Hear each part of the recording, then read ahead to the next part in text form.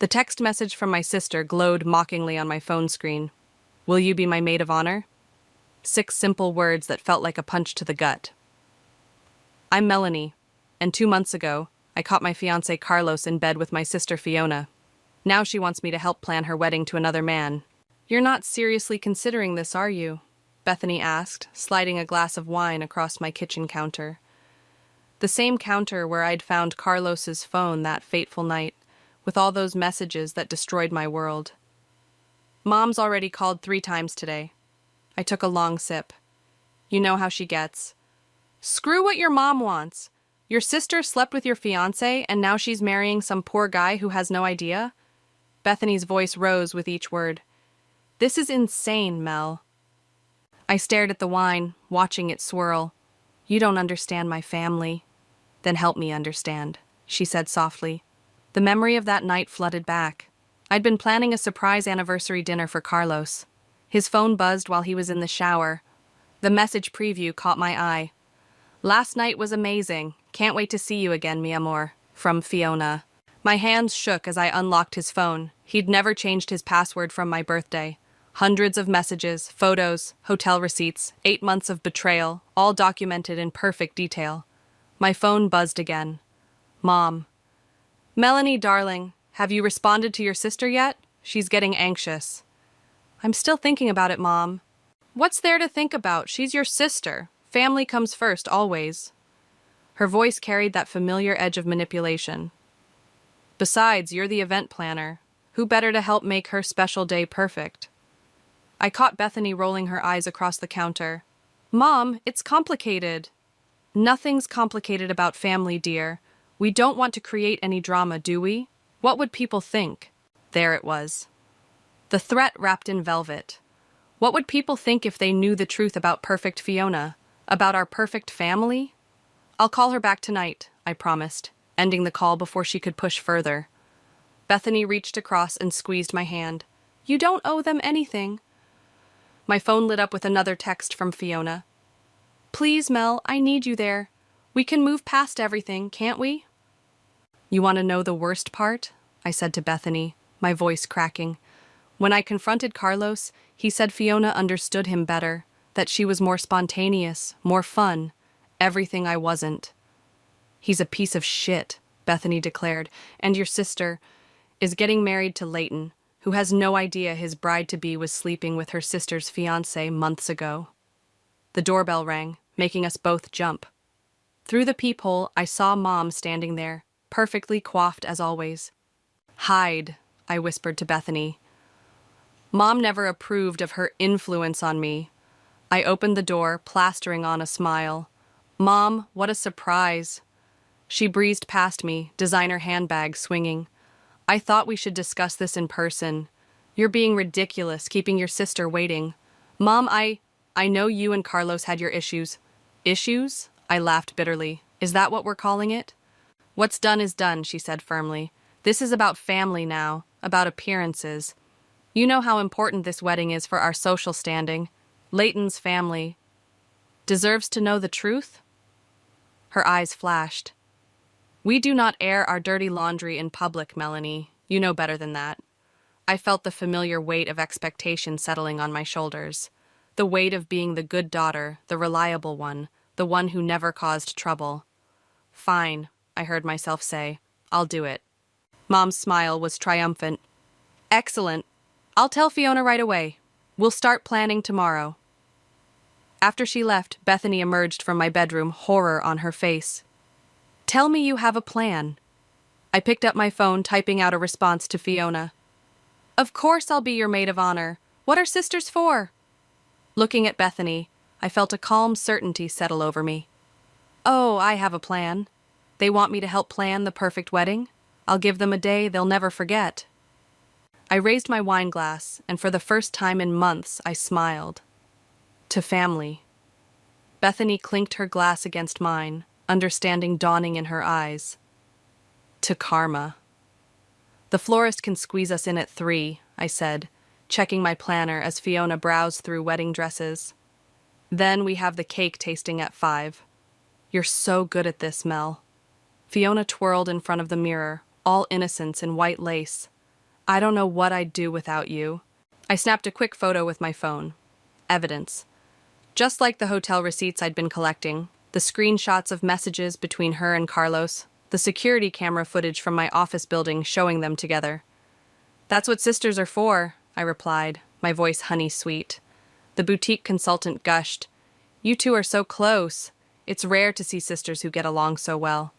If she only knew. My phone buzzed. A text from Bethany. You okay? Need backup? Before I could respond, a familiar voice caught me off guard. Melanie, is that really you? I turned to find Camden, my high school boyfriend, standing in the doorway. He looked good. Better than good, actually. Time had been kind to him. Camden, what are you doing here? He gestured to a woman trying on dresses nearby. My sister's getting married too. I got dragged along for opinions. Fiona emerged from behind the curtain in another dress, freezing when she saw Camden. Oh my God, Camden Washington? Mel had the biggest crush on you in high school. I felt my cheeks burn. Fiona... We actually dated for 2 years, Camden corrected her with a smile. Until Melanie got that amazing internship in New York. Ancient history, I said quickly, but Camden's eyes lingered on mine. Maybe not so ancient. Coffee sometime? Catch up properly? Before I could answer, my phone rang. Carlos's name flashed on the screen. I declined the call, but not before Camden saw it. Still with Carlos? He asked, his tone carefully neutral. No, Fiona answered for me, suddenly very interested in her dress's hemline. They broke up a few months ago. The silence that followed was deafening. Coffee sounds great, I said finally. Text me? After he left, Fiona rounded on me. What are you doing? Getting coffee with an old friend? Does Mom know you're seeing people already? I met her eyes in the mirror. Does Leighton know about Carlos? She paled slightly but recovered quickly. That's different. You're just bitter because Carlos chose... Chose what, Fiona? I kept my voice low, conscious of the other customers. Chose to cheat? Chose to lie? Or chose my baby sister? It just happened, she whispered. We never meant... Save it for your vows. Later that evening, I met Camden at a quiet bar downtown. He was already waiting with 2 drinks. Gin and tonic, splash of lime, he said, sliding one over. You still drink these? You remember that? I remember everything about you, Mel. His eyes were kind. Including how you look when you're plotting something. I nearly choked on my drink. What? Come on. I saw your face when Carlos called. And the way you looked at your sister... He leaned forward. What's really going on? Maybe it was the gin, or maybe it was just having someone from before all this mess looking at me with genuine concern. But I found myself telling him everything. Jesus, Mel. He ran a hand through his hair. That's fucked up. Yeah. I took another sip. Want to hear something even more fucked up? I'm gathering evidence, photos, messages, receipts, planning to expose everything during my maid of honor speech. I expected him to be horrified. Instead, he nodded slowly. Need any help? What? I work in digital forensics now. If you need help recovering deleted messages or tracking their meetings, he shrugged. I'm in.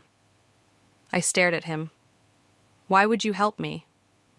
Because I remember how your family always manipulated you. How your mom made you turn down that internship until I convinced you to go anyway. How Fiona always got away with everything. He touched my hand gently. Maybe it's time someone helped you fight back. My phone buzzed again. Mom, this time. Darling, don't forget we have the venue walkthrough tomorrow. And please wear something appropriate. Leighton's mother will be there. I showed Camden the message. He squeezed my hand. You know, he said, revenge is a lot like event planning. It's all in the details. For the first time since this whole nightmare began, I felt something like hope. Not just for revenge, but for justice. For finally standing up to my family. To details, I said, raising my glass. To karma, he replied, echoing Bethany's words from before. As we clinked glasses, I realized I wasn't alone in this anymore. And that made all the difference. Let me hear it again, Bethany said, settling onto my couch with a bowl of popcorn. Camden sat beside her, laptop open on his knees. I stood in front of them, index cards in hand. Dear friends and family, we're gathered here today to celebrate love. Too vanilla, Bethany interrupted. Where's the punch? I'm getting there. I shuffled my cards. Fiona and I have always shared everything, our clothes, our secrets. I paused for effect. Our men. Camden whistled low. That's more like it. Too obvious, Bethany countered. You need subtlety. Make them squirm before the kill shot. My phone buzzed. Another message from Carlos. We need to talk. Please. Camden glanced at my screen. That's the third time today. Seventh, I corrected, declining the call. He's getting nervous. Fiona must have told him I'm working on my speech. Good. Bethany grabbed my cards. Use that fear. Make them both sweat. The doorbell rang, making us all jump. Through the peephole, I saw Fiona. Hide! I hissed, shoving my speech cards into Camden's hands. They barely made it to the bedroom before I opened the door. Surprise! Fiona breezed in, carrying wedding magazines. I thought we could work on the speech together, make it extra special. The audacity nearly took my breath away. Sure, I managed. What did you have in mind? She settled onto the couch where Bethany had been sitting moments before. Maybe something about sisterly bonds? How we've always been there for each other? Oh, I've got plenty to say about that. She missed my tone completely. Perfect. And maybe mention how you introduced me to Leighton? Actually, that was Carlos who introduced you two, wasn't it? At that Christmas party last year? I watched her face carefully. Right after he and I got engaged. She fidgeted with her engagement ring. Was it? I don't remember. I do. You were wearing that red dress Carlos always liked. The silence stretched between us. Mel, she started, then stopped. The speech, it's going to be appropriate, right? Define appropriate. Mom's worried. Mom's always worried. Please, she whispered, don't ruin this for me. Like you ruined things for me? Her eyes filled with tears. That was different. Carlos and I, we fell in love. I laughed, the sound harsh even to my own ears. Love? Is that what you call fucking your sister's fiancé? Keep your voice down, she glanced around nervously. What if the neighbors hear? What if they do? What if everyone hears? What if Leighton hears? She stood abruptly. I knew this was a mistake, having you as maid of honor. Too late to change that now. The invitations are out, the dress is ordered. What would people think? She grabbed her magazines and fled, leaving the door open behind her. Camden and Bethany emerged from the bedroom. Holy shit, Bethany breathed. That was intense. Camden closed the door. You okay? I nodded, hands shaking slightly. Did you get it? He held up his phone. Every word. Audio's crystal clear. Add it to the evidence file, I said, right next to the hotel receipts and the screenshots. Bethany picked up my discarded speech cards. Now we know they're scared. Time to really twist the knife. We spent the next hour crafting the perfect speech. Every word a landmine, every anecdote loaded with double meaning. By the time we finished, it was a masterpiece of passive-aggressive destruction. Listen to this part, I said, reading from the final version. Some say true love conquers all obstacles, breaks all bonds, even sacred ones. My sister and I know all about that, don't we, Fee? Perfect, Bethany declared. They'll never see it coming until it's too late. My phone buzzed again, Mom this time. Fiona just called me in tears. What did you say to her? Nothing but the truth, I texted back. Don't test me, Melanie. I can still replace you as maid of honor. Camden read the message over my shoulder. No, she can't. Not without raising questions she doesn't want asked. Exactly. I smiled, feeling more confident than I had in months. They made me part of this wedding. Now they have to live with the consequences. Speaking of consequences, Camden said, showing me his laptop screen. I found something interesting in Carlos's email history, Seems like Fiona wasn't his only side piece. I stared at the evidence of yet another betrayal. Save it. We might need it for the finale. You're scary when you're plotting revenge, Bethany observed. I like it. I learned from the best, I said, thinking of all the times my family had manipulated me. Time to give them a taste of their own medicine. Camden raised his coffee cup. To the best maid of honor speech ever. To karma, Bethany and I said in unison, and we all laughed, the sound tinged with anticipation of what was to come. The bridal shower was in full swing when I overheard the first whispers. Did you see how Carlos keeps calling her? I heard they were engaged. And now Fiona's marrying Leighton so quickly. I smiled into my champagne glass as Mom rushed to silence the gossip, her perfectly manicured hands fluttering like anxious birds. Melanie, she hissed, cornering me by the gift table. People are talking. People tend to do that at parties, Mom. Don't be smart with me. What have you been saying? Nothing that isn't true. Her eyes narrowed. I've sacrificed too much for this family's reputation. You mean Fiona's reputation? Both of you, Leighton's mother called out, approaching with a bright smile. What are we whispering about over here? Just last-minute wedding details, Mom said smoothly. Melanie's been such a help with the planning. Oh, yes, I agreed. I'm putting my heart and soul into this wedding, especially my speech. Mom's grip on her champagne glass tightened. How wonderful, Leighton's mother beamed. Family speeches are always so revealing, aren't they? That's what I'm counting on, I said sweetly. Just then, Carlos walked in. He wasn't invited, but there he stood, looking desperate and disheveled. Mel, please, he called out. We need to talk. The room fell silent. Fiona, who'd been opening gifts, froze mid-tier of wrapping paper. Security! Mom snapped at the venue staff. This man isn't on the guest list. As they escorted him out, I felt my phone buzz. Camden. Got the whole scene on video. Perfect for the presentation. I texted back. You're here? Parking lot. Backup, remember? Something warm bloomed in my chest. Before I could respond, Leighton approached. Everything okay? That was your ex, right? Ancient history, I said, watching Fiona's face. She looked like she might be sick. Nothing to worry about. Good, he smiled, genuine and trusting. Because I wanted to thank you. Fiona tells me you've been amazing with all this. I know it must be hard after your breakup. You have no idea, I murmured. Later, as guests were leaving, Bethany pulled me aside. The rumors are spreading perfectly, she whispered. I may have mentioned to a few people how sudden this engagement was, right after your breakup. You're evil. I love it. That's not all. She glanced around before continuing. Remember those other women Camden found in Carlos's emails? One of them is here, the bartender. I looked over at the bar. The pretty redhead caught my eye and nodded slightly. Does she know everything? Yep. And she's willing to help. Before I could respond, Mom appeared. Melanie, a word. She gripped my arm, steering me toward an empty corner. Whatever game you're playing stops now. Or what? Or I'll tell everyone about that summer in college, the real reason you came home early. I felt the blood drain from my face.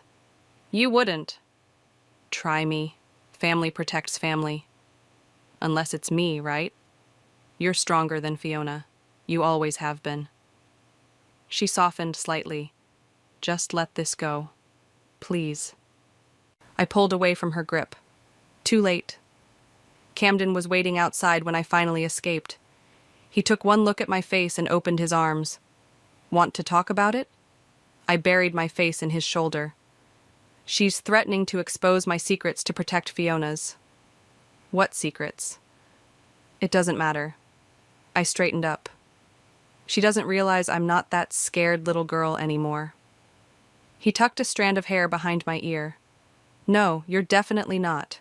The moment stretched between us, heavy with possibility. My phone buzzed. Fiona. Can we talk, please? The guilty parties are getting nervous, Camden observed. Good. I showed him the text. Let them squirm. You know, he said carefully, We could still call this off. Walk away. I thought about Mom's threat, about Carlos's desperate appearance, about Fiona's tears. No, I said firmly. They chose this path when they betrayed me. Now they get to face the consequences. He nodded, then surprised me by leaning in and kissing my cheek. That's my girl. The warmth of his lips lingered as I watched him walk away. My phone buzzed again. The bartender this time, with screenshots of her conversations with Carlos. More ammunition for your arsenal, she wrote. Make them pay. I smiled, thinking of the presentation Camden and I had prepared. Photos, texts, videos, all ready to play during my speech. Oh, I will, I whispered to myself. I definitely will. The wedding's in 3 days, Camden said, his hand warm on my knee as we sat in his car outside the final dress fitting. Are you sure you're ready for this? I have to be. I watched Fiona through the boutique window, preening in her wedding dress. Look at her, not a care in the world. My phone lit up with another text from Carlos. Please, I'm begging you, don't do this to us. Camden read it over my shoulder. He's really spiraling. Good. I turned off my phone. Ready to go in? Inside, Mom was fussing over Fiona's veil while the seamstress made final adjustments. Melanie, finally! Mom called out. And, Camden? What are you doing here? Moral support, he said easily, squeezing my hand. Fiona's eyes locked onto our joined hands. Are you two... dating? I finished for her. Would that bother you, Fee? Like it bothered me when you dated my fiancé? The seamstress's pins froze mid-air. I need some air, Fiona mumbled, gathering her dress and rushing to the fitting room. Melanie, Mom warned. Not here. Why not? Isn't this what family does? Share everything? The seamstress suddenly became very interested in her pin cushion. Camden, Mom turned to him, voice honey-sweet. Would you give us a moment? Actually, he said, I think I'll stay. Before Mom could respond, Leighton walked in. Surprise! I thought I'd join. What's wrong? He looked around at our tense faces. Did something happen? Nothing. Fiona emerged from the fitting room, face freshly powdered. Just wedding jitters. Well, I have something that might help. Leighton pulled out an envelope. Our honeymoon tickets arrived. 2 weeks in the same hotel where Carlos proposed to Mel. Oh. The silence was deafening. Same hotel? I asked quietly. Interesting choice. Fiona's face went white. It was the same hotel where she and Carlos had their secret meetings. I didn't know, Leighton stammered. I can change it. No need, I said brightly. I'm sure it holds special memories for everyone involved. Camden coughed to hide his laugh. Melanie, Mom's voice could have frozen hell. A word, now. She dragged me to the corner while Leighton comforted a suddenly tearful Fiona. What happened to keeping quiet? What happened to family loyalty? This isn't about loyalty anymore. This is about you being bitter. Bitter? I laughed. You have no idea what bitter looks like. But you will. At the wedding. I've already called 3 other bridesmaids. Any one of them would be happy to step in. Go ahead, I challenged. Explain to everyone why you're replacing me 3 days before the wedding. I'm sure that won't raise any questions. She slapped me. The sound echoed through the boutique. Camden was beside me instantly. We're leaving. Now. Mel, wait, Fiona called out. Please. But Camden was already guiding me out, his arm protective around my shoulders. In his car, I finally let the tears fall. She hit me. She actually hit me. I got it all on video, he said quietly. Added to the evidence file. I touched my cheek, still stinging. When did you start recording? The moment we walked in. I don't trust your family. Smart man. I wiped my eyes. Take me home? Actually, he hesitated. Come to my place. I don't think you should be alone right now. At his apartment, he made tea while I curled up on his couch. Remember our senior prom? He asked suddenly. When you punched Tommy for trying to spike my drink? Yeah? He handed me a mug. I wanted to protect you then, too. I never needed protecting. Just someone on my side. You have that now. He sat beside me.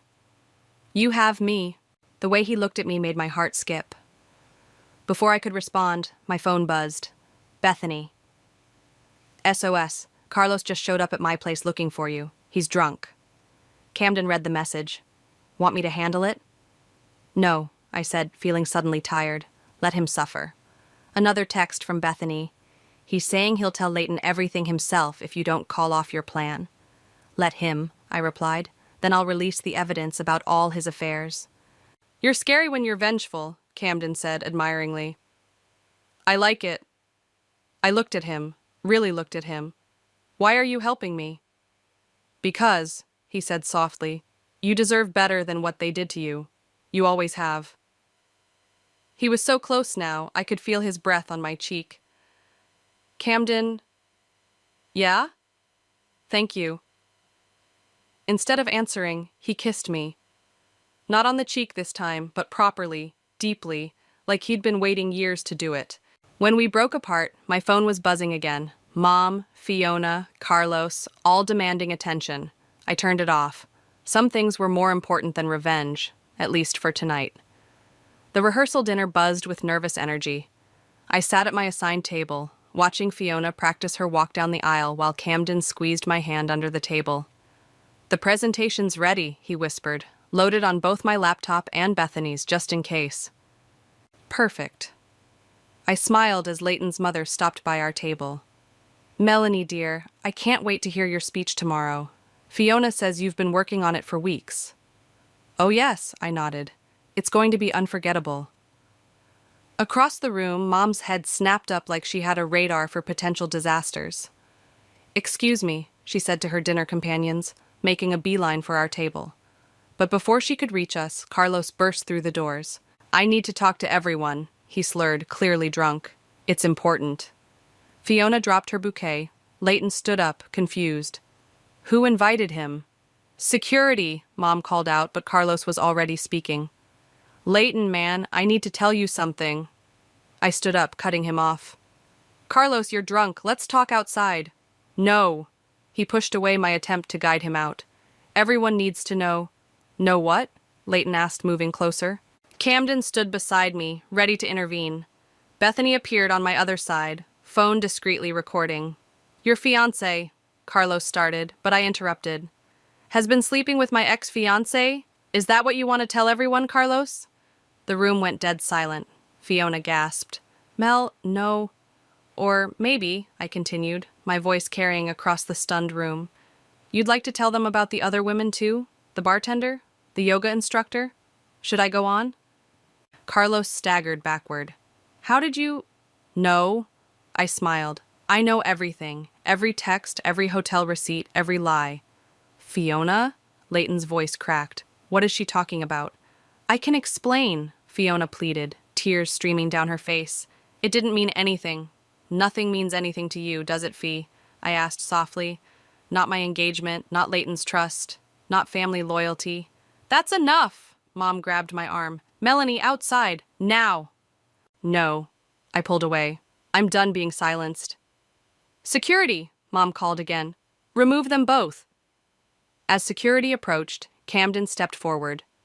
Touch her, and I'll have this whole scene on every social media platform before you reach the door. Mom's face went pale. You wouldn't dare. Try me.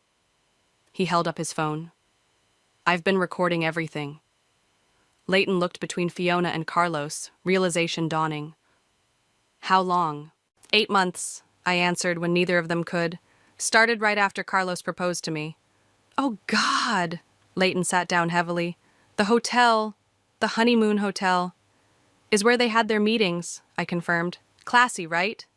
Mel, please, Fiona sobbed. Don't do this. Do what? Tell the truth? That's rich coming from you. The security guards looked uncertainly between Mom and me, unsure who to remove. Everyone out, Leighton suddenly commanded. Except Fiona and Carlos. We need to talk. As guests began filing out, Mom grabbed my arm again. You've ruined everything. No, Mom. You did that when you chose to protect her lies instead of my heart. Camden led me toward the door, but Leighton called out. Melanie, wait. He approached us, looking older than he had an hour ago. Thank you for telling me. I nodded, throat tight. Outside, Bethany was practically bouncing. That was amazing. Did you see their faces? It's not over, I reminded her. Tomorrow's the main event. If there is a wedding tomorrow, Camden pointed out. My phone buzzed. A text from the bartender. Carlos just called me crying. Said you destroyed everything. Good, I replied. Another buzz. Fiona. I hate you. You've ruined my life. I showed Camden the message. He kissed my forehead. She ruined her own life. You just exposed it. Speaking of exposure, Bethany grinned, wait until they see what you've prepared for tomorrow. If they don't cancel, I said. They won't, Camden assured me. Your mom won't let them. Image is everything, remember? As if on cue, Mom's text arrived. Wedding proceeding as planned. Do not be late. We will discuss consequences later. I laughed. Consequences? She has no idea. Want to get out of here? Camden asked. We could grab dinner, practice your speech one more time. Actually, I said, looking at him and Bethany, I think I need to make some last-minute adjustments to that speech. Something a little more nuclear. Bethany's eyes lit up. My place? I have wine. Perfect. I took Camden's hand as we walked to his car. Time to plan the grand finale. Behind us, I could hear shouting from inside the venue. But for the first time in months, I felt at peace. Tomorrow would be interesting. The wedding proceeded like a play where everyone knew their lines, but nobody believed them. Fiona walked down the aisle, pristine in white. Leighton stood at the altar, his smile fixed and empty. Mom sat in the front row, gripping her purse like a lifeline. I watched it all from my position as maid of honor, Camden's laptop humming quietly beside the wedding cake, ready for my speech. You may now kiss the bride, the minister announced, and the hollow applause echoed through the church. At the reception, Bethany squeezed my arm. Ready? I nodded, taking the microphone as the DJ announced, and now the maid of honor would like to say a few words. The room fell silent. Fiona's knuckles went white around her champagne glass. When I was little, I began, my sister and I made a pact. We promised to always share everything, toys, clothes, secrets. I paused, looking directly at Fiona. But some things weren't meant to be shared. Mom half rose from her seat, but Camden's hand on her shoulder kept her down.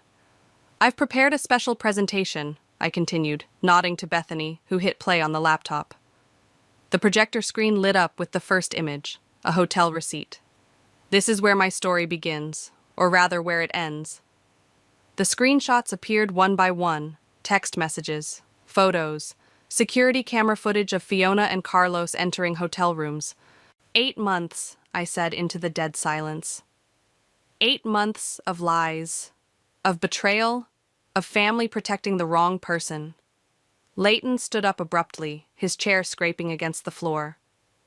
But wait, I smiled. There's more. The screen filled with messages from other women, the bartender, the yoga instructor, all of Carlos's affairs, laid bare. Because you see, Fiona wasn't special. She was just another conquest, another notch in Carlos's belt. Stop this! Mom screamed, but her voice was drowned out by the gasps as more evidence appeared. And the best part? I continued, my voice steady. They plan to continue after the wedding. Their last message was from yesterday. The final screenshot appeared. Fiona and Carlos making plans to meet next week. Leighton walked out. Fiona ran after him, her white dress trailing behind her like surrender. I'd like to propose a toast, I raised my glass. To truth, to karma, and to my dear sister, who taught me that family doesn't always mean loyalty. The room erupted in chaos. Mom lunged for me, but Camden intercepted her. Don't, he warned. You've done enough damage. You've destroyed this family, she hissed at me. No, Mom. You did that when you chose to protect lies instead of truth. Guests were leaving in streams, whispering and pointing. Leighton's parents huddled in a corner, already on their phones with lawyers. Carlos appeared in the doorway, looking desperate. Mel, please. Security, I called out sweetly. I believe this man isn't on the guest list. As they dragged him away, I felt a hand on my shoulder. It was the bartender. That was beautiful, she said. Thank you. Fiona returned alone, mascara streaking her face. He's gone. Leighton's gone. Like Carlos went? I asked. Or did you think you could have both? I loved them both, she whispered. No, I corrected her.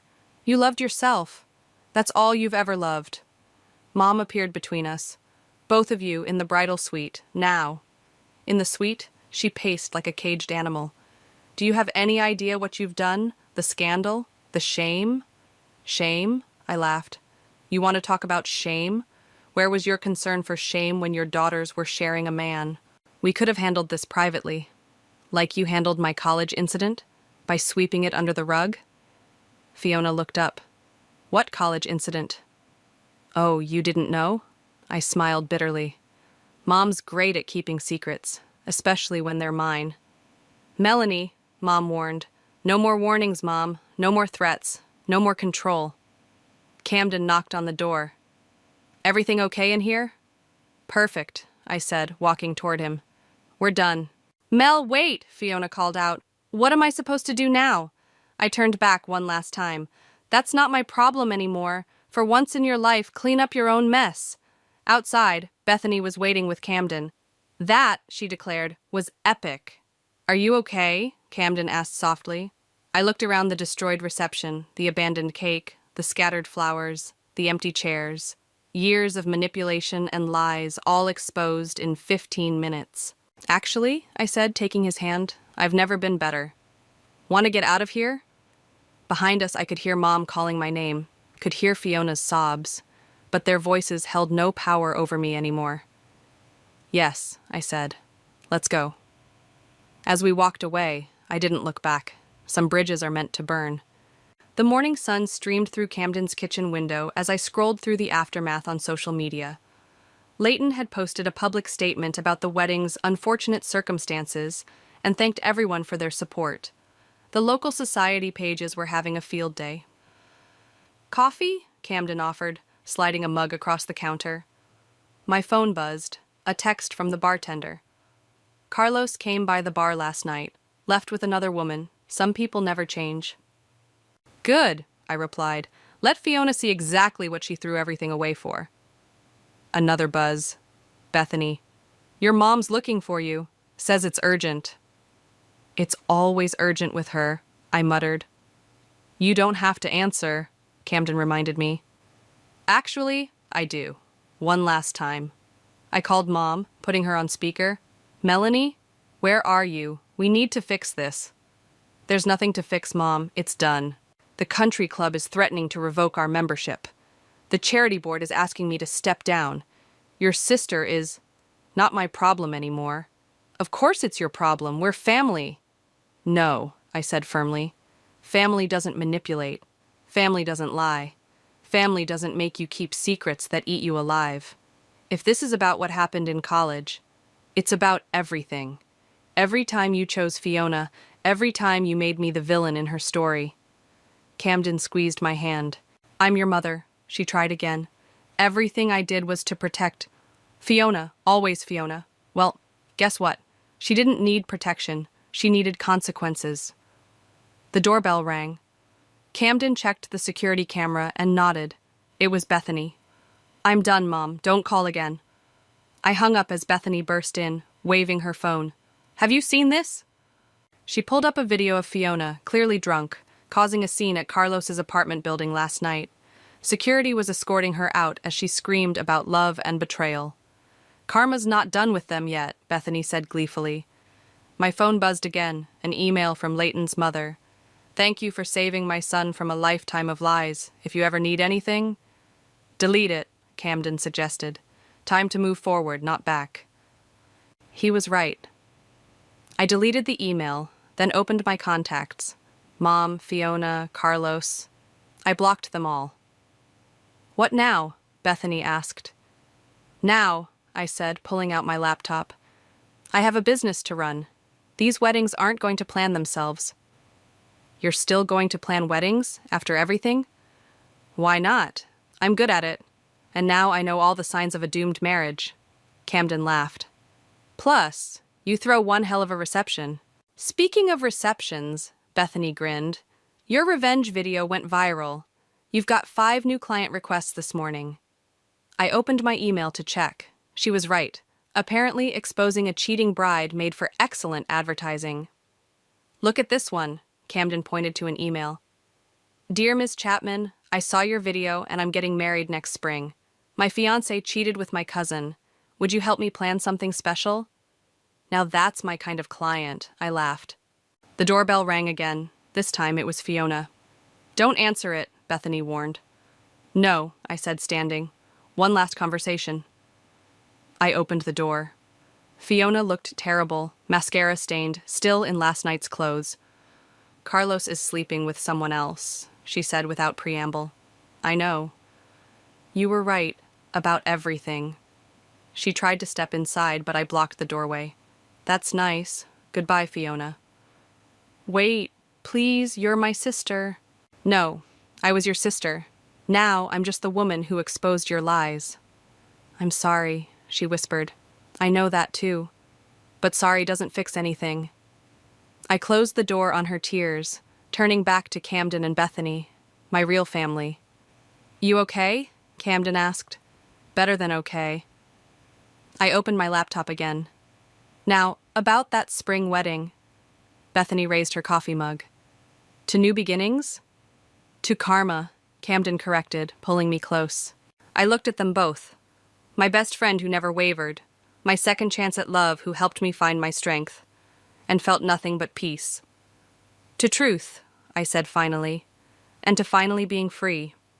Outside, I could hear Fiona's car starting, driving away from my life for the last time, but inside, surrounded by love and loyalty, I was exactly where I needed to be. Some endings are really beginnings in disguise. And this beginning? It was perfect.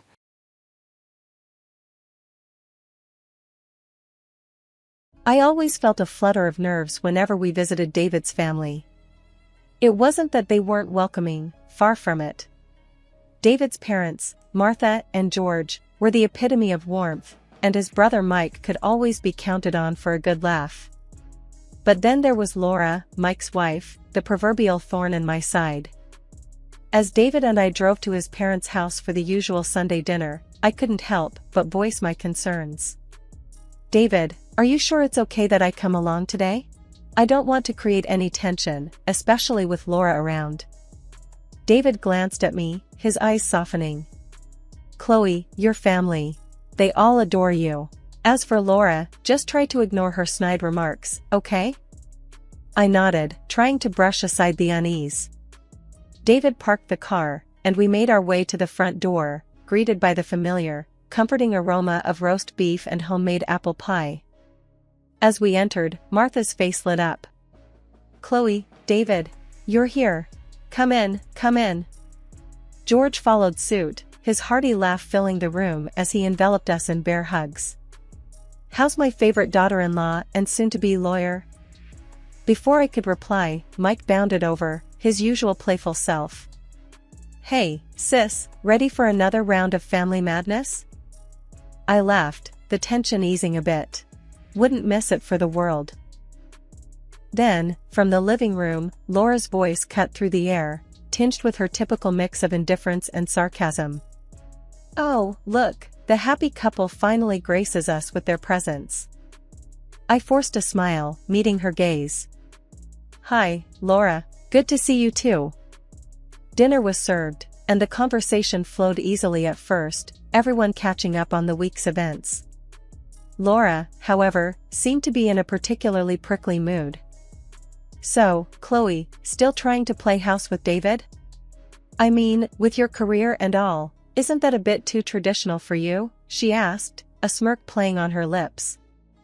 David squeezed my hand under the table, a silent gesture of support. I took a deep breath. Well, Laura, we all make choices that suit us best. I believe in balancing career and family. Laura snorted. Balancing, right. As if having kids doesn't totally derail your life. Mike, trying to diffuse the tension, chimed in with a chuckle. Oh, come on, Laura, a little niece or nephew would be a joy, wouldn't it? Laura rolled her eyes dramatically. Joy? More like a lifetime of hassle. But hey, if Chloe wants to pop out a few kids and live the suburban dream, who am I to judge? I could feel the temperature in the room drop a few degrees. George, ever the peacemaker, attempted to steer the conversation elsewhere. So, David, how's that new project going at work? You were telling me about it last week. David launched into a description of his latest venture, but I could barely focus. Laura's comments had struck a nerve, and I spent the rest of the meal in a daze. It was a cool autumn evening, and the family had gathered at Martha and George's for dinner. This time, the air was filled with an extra buzz of excitement. David and I had a special announcement to make, and I was both nervous and thrilled. As we sat around the dinner table laden with Martha's famous pot roast and mashed potatoes, I exchanged a glance with David. He gave me an encouraging nod. It was now or never. Everyone, we have some news. I began, my voice slightly trembling. All eyes turned to us. Martha leaned forward, her expression expectant. What is it, dear? David took my hand, beaming. We're expecting a baby. There was a moment of stunned silence, then the room erupted in cheers and congratulations. Martha and George were beaming. Oh, my goodness! That's wonderful news. Martha exclaimed, getting up to hug us. George clapped David on the back. Congratulations, son. I'm so proud of you both. Mike hooped, his grin wide. I'm going to be an uncle. That's awesome. Amidst the joy and excitement, Laura sat back, a smirk playing on her lips. A baby, huh? Well, that's going to be a handful. Good luck with that. Her tone was laced with condescension, but I tried not to let it bother me. I was too happy. Martha frowned at Laura's comment. Laura, dear, it's a joyous occasion. Laura shrugged, nonchalantly picking at her food. Sure, joyous. Until the sleepless nights and diaper changes kick in. Mike, sensing the tension, tried to lighten the mood. Oh, Laura, don't be such a pessimist. It's going to be great, right, Chloe? I smiled, determined to keep the atmosphere positive. Absolutely, Mike. We're really excited. The conversation eventually moved on, but Laura's words lingered in my mind. I couldn't help but feel a twinge of apprehension amidst my happiness. As the evening wound down, George raised his glass for a toast. To David and Chloe, and the new addition to our family. Glasses clinked, and everyone echoed, to David and Chloe. These words warmed my heart. Despite Laura's attitude, our joy couldn't be dampened. This was the beginning of a new chapter in our lives, and nothing was going to take that away from us. The excitement of our announcement soon gave way to the harsh realities of pregnancy. My mornings, afternoons, and evenings became a nauseating roller coaster. I could hardly keep anything down, and even the smell of my once favorite foods made my stomach churn. During one of these tough days, David and I were at his parents' for dinner again. I was trying to nibble on some toast, my only safe food these days. David was rubbing my back, trying to comfort me. Chloe, you sure you don't want to try some soup? Mom made it just how you like it, David suggested gently. I shook my head weakly. No, thanks, David. Just the smell is making me queasy. Martha looked at me with concern.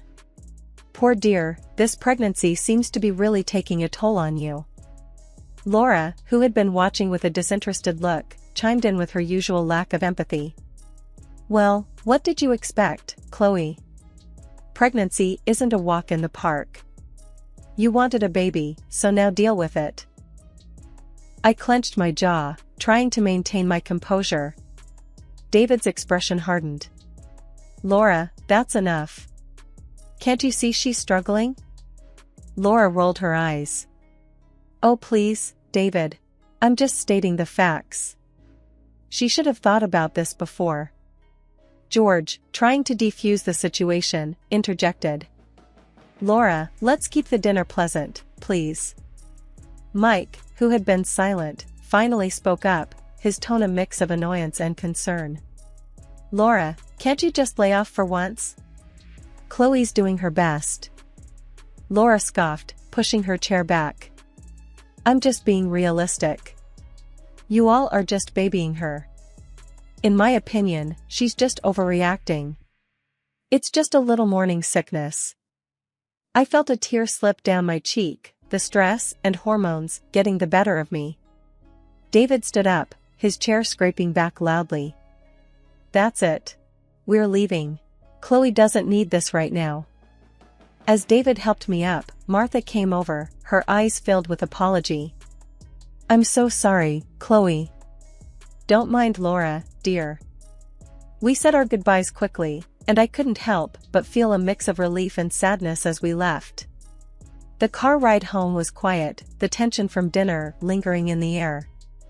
As we drove home, I couldn't shake off Laura's words. They echoed in my mind, amplifying my fears and insecurities. But deep down, I knew I had to stay strong, for the sake of our baby. The day finally arrived when David and I welcomed our son, Ethan, into the world. It was a moment of pure joy, overshadowing all the hardships of the past months. We decided to introduce Ethan to the family at Martha and George's place, a neutral ground where everyone could share our happiness. As we entered the house, Ethan cradled in my arms, the family's reactions were everything I hoped for. Martha's eyes lit up, and George's broad smile was like a beacon of warmth. Mike was practically bouncing with excitement. "Oh, my stars, he's just perfect," Martha cooed, gently touching Ethan's tiny hand. George leaned in, his voice gentle. "Welcome to the world, little fella." Mike was next, his voice full of awe. "Hey there, little guy. I'm your Uncle Mike. Ready to cause some trouble together?" Their reactions filled my heart to the brim. But then, there was Laura. She hung back, a sour expression on her face. When she finally approached, her words were like a cold splash of water. "Well, that's a baby, all right. Kinda looks a bit weird, though. All red and wrinkly." The room went silent.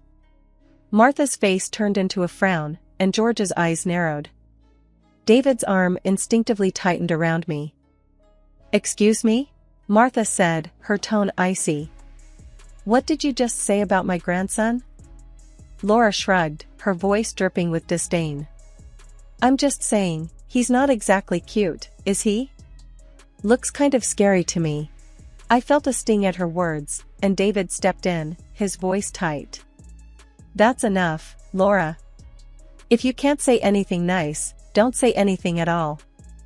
Mike looked at Laura, disbelief written all over his face. "Laura, what's wrong with you? That's your nephew." Laura rolled her eyes. "Oh, please. Everyone's thinking it, I'm just the only one saying it." Martha stepped closer to Laura, her eyes flashing. "Your behavior is disgusting, Laura. If you can't be happy for Chloe and David, maybe you should leave." Laura scoffed, crossing her arms. "Fine. If I'm not welcome, then I'll go. But don't expect me to fawn over a baby like everyone else." With that, she stormed out of the house, leaving a trail of shock and discomfort behind her. The joyous atmosphere had been tainted, and I couldn't help but feel a pang of sadness. A few months had passed since Ethan's introduction to the family, and things had been relatively calm. David and I were adjusting to parenthood, albeit with the usual sleepless nights and endless diaper changes. That sense of normalcy was shattered one afternoon when Laura unexpectedly showed up at our doorstep. I opened the door to find her standing there, an odd, frantic look in her eyes. "Laura? What are you doing here?" I asked, surprised. "Chloe, I need a favor, a big one," she blurted out, her voice tinged with desperation. I was wary but curious. "Okay, what is it?" She took a deep breath, her eyes darting around. "I need to borrow Ethan. Just for a little while." I stared at her, dumbfounded. Borrow Ethan? What on earth for? She began pacing, speaking rapidly. It's my grandmother, see? She's old, doesn't have much time left. She told me she's leaving most of her estate to the first grandchild who has a baby. I thought maybe I could pass Ethan off as mine. I couldn't believe what I was hearing. You want to pretend my son is yours? Are you insane? Laura stopped pacing, turning to face me. It's just for a day, Chloe. My grandmother's not all there anymore. She won't know the difference. Anger bubbled up inside me. You want to deceive your dying grandmother with my child? That's sick, Laura. She clenched her fists, her voice rising. You don't understand, Chloe. This could change my life. It's a lot of money we're talking about. I shook my head, disbelief and anger mingling. I don't care how much money it is. I'm not going to help you lie, especially not with my baby. Laura's face contorted with frustration. You're being selfish, Chloe. You have no idea what I'm going through. I stood my ground, my voice firm.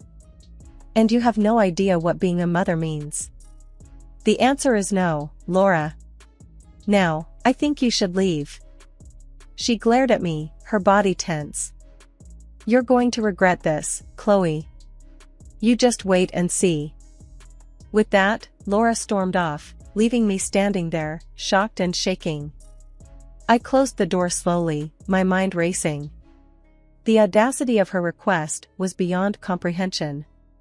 I knew then that Laura was capable of going to extreme lengths for her own benefit, and that realization chilled me to the bone.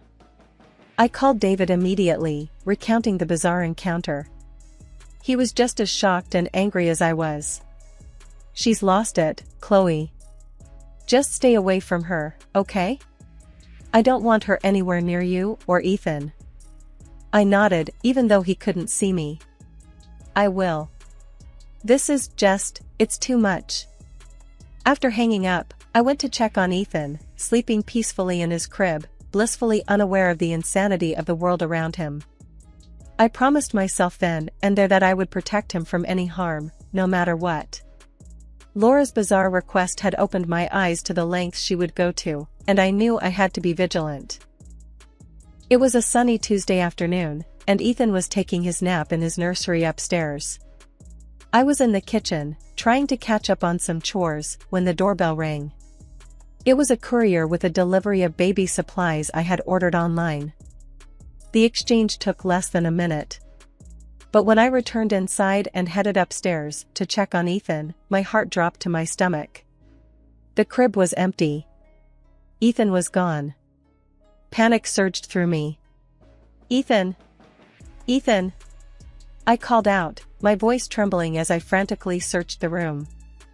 There was no response, no sign of him anywhere. My mind raced with horrifying possibilities. I grabbed my phone, my hands shaking, and dialed David's number. David, Ethan's gone. He's not in his crib, he's not anywhere. I cried out as soon as he answered. What? What do you mean gone? Are you sure he's not somewhere in the house? David's voice was laced with panic.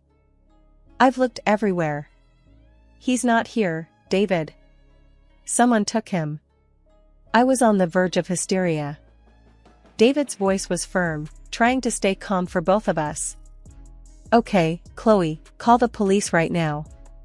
I'm leaving the office, I'll be there as soon as I can.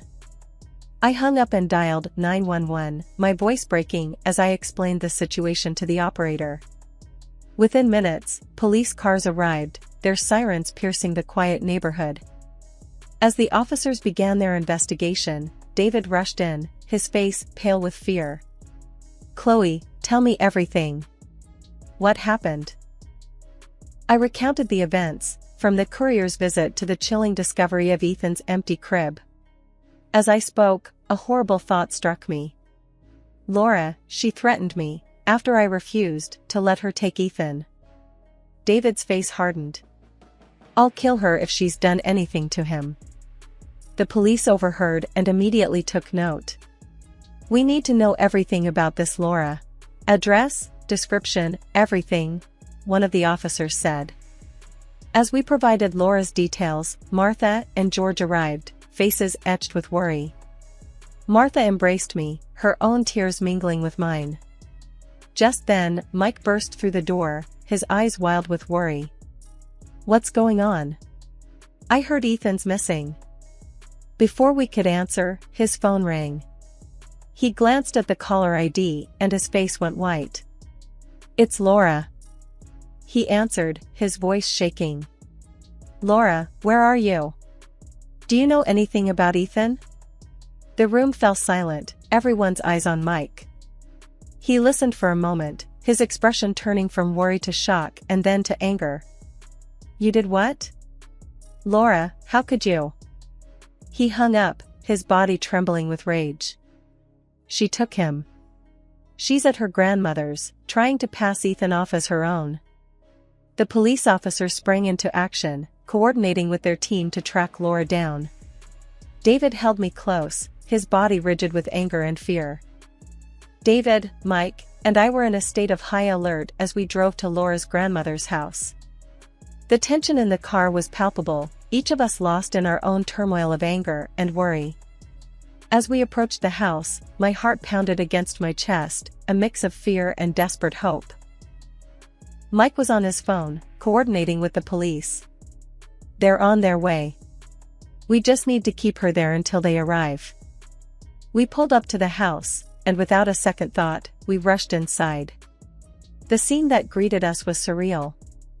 Laura was there, holding Ethan in her arms, cooing at him as if he were her own. Her grandmother, a frail, confused-looking woman, was watching them with a faint smile. The moment Laura saw us, her face went white. What are you doing here? She stammered, clutching Ethan closer. Give me my son, Laura. I shouted, my voice filled with a mixture of rage and relief at seeing Ethan. David was right beside me, his eyes fixed on Ethan. You're done, Laura. The police are on their way. Laura's grandmother looked around, confusion written all over her face. What's going on? Laura, who are these people? Before Laura could respond, Mike stepped forward, his voice filled with disgust. These are Ethan's real parents, Grandma. Laura took him, pretending he was hers. The old woman's eyes widened in shock. What? Laura, is this true? Laura's facade finally crumbled. Tears started streaming down her face. I just wanted the inheritance, Grandma. I didn't think it would go this far. Her grandmother shook her head, disappointment etched on her face. Laura, how could you? This is unforgivable. By now, Ethan had started to fuss, sensing the tension. I reached out, and Laura, defeated, handed him over to me. Holding Ethan close, feeling his warmth and hearing his familiar sounds, was the most comforting feeling in the world after the terror of the last few hours. You're sick, Laura, David said, his voice cold. You need help. Laura was sobbing now, her body shaking. I'm sorry, I'm so sorry. I didn't mean to hurt anyone. Just then, the police arrived, their presence filling the room. They immediately went to Laura, reading her rights as they handcuffed her. As we left Laura's grandmother's house, the police leading Laura away, a wave of relief washed over me. Ethan was safe in my arms, unharmed by the ordeal. In the weeks that followed, our lives were a whirlwind of police statements and court dates. The reality of what Laura had done was sinking in, not just for us, but for the entire family. David and I were sitting in the living room one evening after putting Ethan to bed, the silence between us filled with unspoken thoughts. David finally broke the silence. Chloe, I can't believe she's actually going to jail for this. I nodded, still processing everything. I know. It's just. I feel so betrayed, David. She was family. David reached for my hand, giving it a reassuring squeeze. She crossed a line, Chloe. What she did was unforgivable. But we need to focus on moving forward, for Ethan's sake. The trial had been swift. Laura's actions were indefensible, and she was sentenced to several years in prison for kidnapping. Mike had filed for divorce, a decision that had shaken him deeply. A few days later, we were at Martha and George's house. The family had gathered, a sense of somber unity in the air. Martha was the first to speak as we all sat in the living room. "I just can't believe she would do something like this. To her own family," she said, her voice heavy with sadness. George nodded, his brow furrowed. "It's a hard pill to swallow. But we have to think about the kids now, about Ethan." Mike sat quietly, his eyes distant. I feel like I didn't know her at all. How could I have been so blind?" David put a hand on his brother's shoulder. "You couldn't have known, Mike. None of us could." The conversation turned to how we could all support each other. It was clear that the family bond had been tested, but not broken. In the months that followed, life slowly returned to a new kind of normal. Ethan was growing fast, his smiles and laughter a constant reminder of the joy he brought into our lives. The ordeal with Laura had left its mark, but it had also made us stronger, more appreciative of the love and support we had for each other. One evening, as I watched Ethan play, I realized that this experience had taught me about the resilience of family, the strength of love, and the power of moving forward, no matter how difficult the past might have been. We had faced our darkest hour, but we had emerged stronger, united by our love for each other and for our son. The future was uncertain, but I knew that as long as we were together, we could face anything.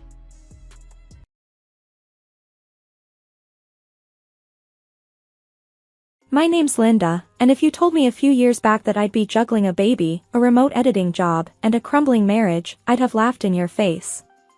But here I am, 33 and barely keeping my head above water. It all started when I was assigned to edit a book by Alex Chambers, a writer who was the talk of the town back then. I remember our first call. His voice, deep and a bit rough, came through the line, "Linda, Alex Chambers. Got your notes? Let's talk shop." I was professional, of course. "Sure, Alex. Chapter 3, the pacing feels off. And the character of John, he needs more depth." There was a pause, then a chuckle. "Straight to the point, huh? I like that." That was our routine. Long calls, discussing his book, characters coming alive between us. Then one day, he threw me a curveball. "Your voice, Linda, it's, I don't know, calming. Fancy meeting over coffee? Talk about the book face to face?" I was taken aback, but curious. Sure, why not? So we met, and things clicked in a way I didn't expect. Fast forward through a whirlwind romance, and I found myself married to Alex Chambers, with a little girl, Lily, to complete the picture. Life was a dream, at first. Alex was charming, attentive. But when Lily came, and I switched to working from home, things started to shift. It started small. Alex, usually brimming with ideas, hit a dry spell. One night, as I was putting Lily to bed, I heard him cursing at his laptop. "Nothing. Not a damn word comes to mind," he shouted. I peeked into his office. "Hey, what's wrong?" He spun around, his face a mix of frustration and despair. "This book, Linda. It's like pulling teeth. I can't get the words out." Without thinking, I sat down next to him. "Let me take a look." That night, I ended up rewriting half of chapter 4. Alex read it, his eyes widening. This is good, Linda. Really good." A spark of pride flickered in me. But it was soon overshadowed by a new routine. I found myself spending nights at the desk, transforming Alex's jumbled thoughts into coherent chapters. He'd hover over my shoulder, nodding and occasionally mumbling, "Yeah, that's good." One evening, as I wrapped up a chapter, Alex leaned in and kissed my forehead. "Couldn't do this without you, babe." I smiled, but it didn't reach my eyes. I was tired, worn out from balancing my work, Lily, and now, Alex's book. I felt like I was losing myself in the process. As weeks turned into months, my role as the secret backbone of Alex's writing solidified. I was the one breathing life into his characters, crafting the twists and turns of his plots. But outside our home office, I was just Linda, Alex's wife. One day, as I was tidying up the living room, Alex walked in, phone in hand. "Hey, Linda, my publisher loved the latest chapter. They think it's some of my best work." I forced a smile. "That's great, Alex." He didn't notice the strain in my voice. "Yeah." I told them I've been working hard on it. I bit back a sharp retort. "Working hard?" It was my words, my nights spent agonizing over every sentence. As Alex's book neared completion, my resentment grew. I was the muse he never acknowledged, the ghost in his success story. I remember confronting him about it one night. "Alex, don't you think I deserve some credit? I've practically written half the book." He looked up, surprised. "What? Linda, come on. It's my name on the cover." "That's how it works." I stared at him, disbelief and anger swirling inside me. "So, my work, my words, they mean nothing?" Alex sighed, running a hand through his hair. "You're helping me, Linda. That's what partners do. But it's my book, my career." I walked out of the room, my heart heavy. It was clear to me then. In Alex's story, I was just a footnote, a nameless contributor. And that hurt more than I could say. The night the book was published, I held a copy in my hands. Flipping through the pages, my words stared back at me, hiding behind Alex's name. There was no mention of me in the acknowledgements, not even a subtle hint. I confronted Alex about it, my voice trembling with suppressed emotion. "You didn't even mention me. Not once." He shrugged, oblivious to my hurt. "It's just how it is, Linda. I'm the writer, you're the editor. We each have our roles." That was the moment I realized how invisible I'd become in Alex's world. It was a bitter pill to swallow, a harsh truth I had to face. My life turned into a pressure cooker about to blow. Juggling work, Lily, the house, and Alex's demands had me stretched thinner than a dollar store rubber band. One typical Tuesday, I was knee-deep in laundry when Alex barged in, his face buried in his phone. "Linda, where's my blue shirt? The one I wore at last week's reading?" I pointed to the ironing board without looking up. "It's right there, Alex. Ironed it this morning." He grabbed the shirt and mumbled a half-hearted, "Thanks," already distracted by another text. I shook my head, feeling like part of the furniture. That night, after putting Lily to bed, I sat down to edit a manuscript for work. My eyes were heavy, my brain fried. Alex strolled in, a sheaf of papers in his hand. "Hey, can you look at these? I need your magic touch." I glanced at the clock. It was already past 10. "Alex, it's late, and I've got a pile of editing for work."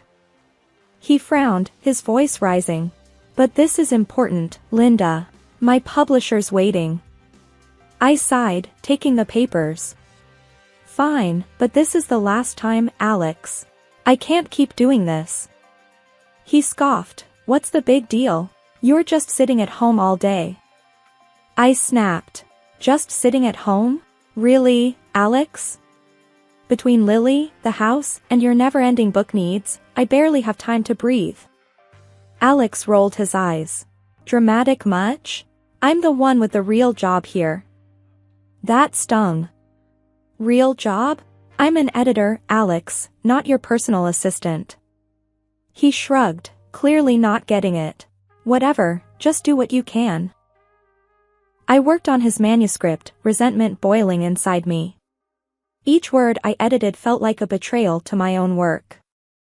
The next day, as I was fixing lunch, Alex waltzed in, phone in hand again. "Linda, I need you to draft some emails to my publisher. And book my flight to New York next week." I slammed the knife down on the counter. "Do it yourself, Alex. I'm not your secretary. He looked taken aback. What's gotten into you? I exploded. I'm tired, Alex. Tired of being your invisible helper, tired of putting my life on hold. He tried to interrupt, but I plowed on. No, let me finish. I'm also a person, with dreams and a career. But you just take and never give a damn. Alex's face hardened. Fine, do what you want. I don't need your help. I watched him storm out, feeling a mix of relief and dread. But as I stood in the silent kitchen, I couldn't shake the feeling that things were about to get a lot harder. The day I uncovered Alex's infidelity felt like any other, until I stumbled upon something that turned my world upside down. I was sorting through our joint bank statements when I noticed a peculiar charge. Alex had booked a hotel room, supposedly for a fan meetup. But it wasn't a single room like usual, this time, it was a double. My heart pounded as I stared at the screen. A double room? Why would he need that? The question echoed in my mind, but deep down, I feared I already knew the answer. I decided to confront him when he got back. He walked through the door that evening, looking wearied but satisfied. Hey, Linda, back from the event. It was great, he said, trying to kiss me. I dodged his kiss and held up the bank statement. Why'd you book a double room, Alex? He glanced at the statement, his face momentarily blank.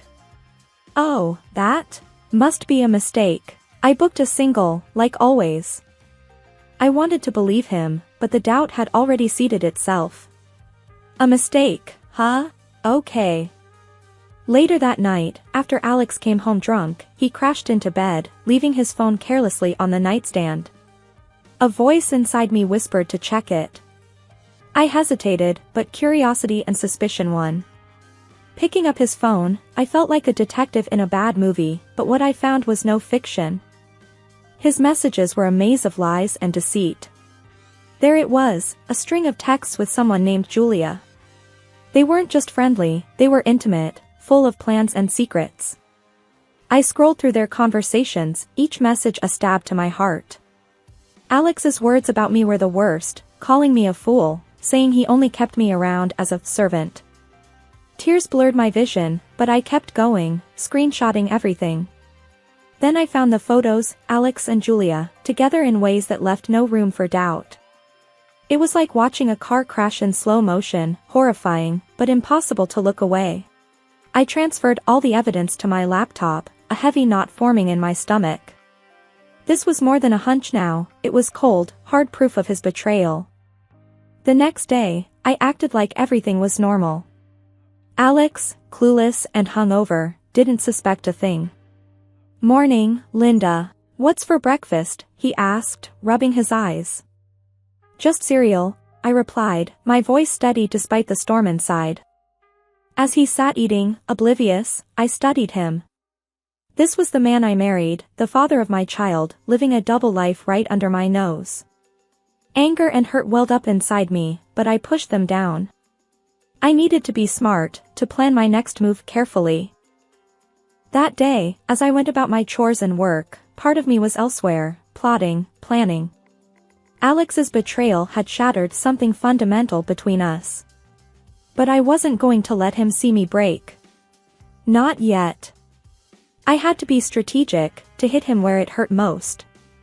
And for that, I needed to keep my discovery a secret, for now. It was a regular evening, Alex was lounging in his chair, absorbed in his laptop. Lily had just fallen asleep, and the house was quiet. The perfect setting for a confrontation. I approached him hesitantly. Alex, can we talk? It's important.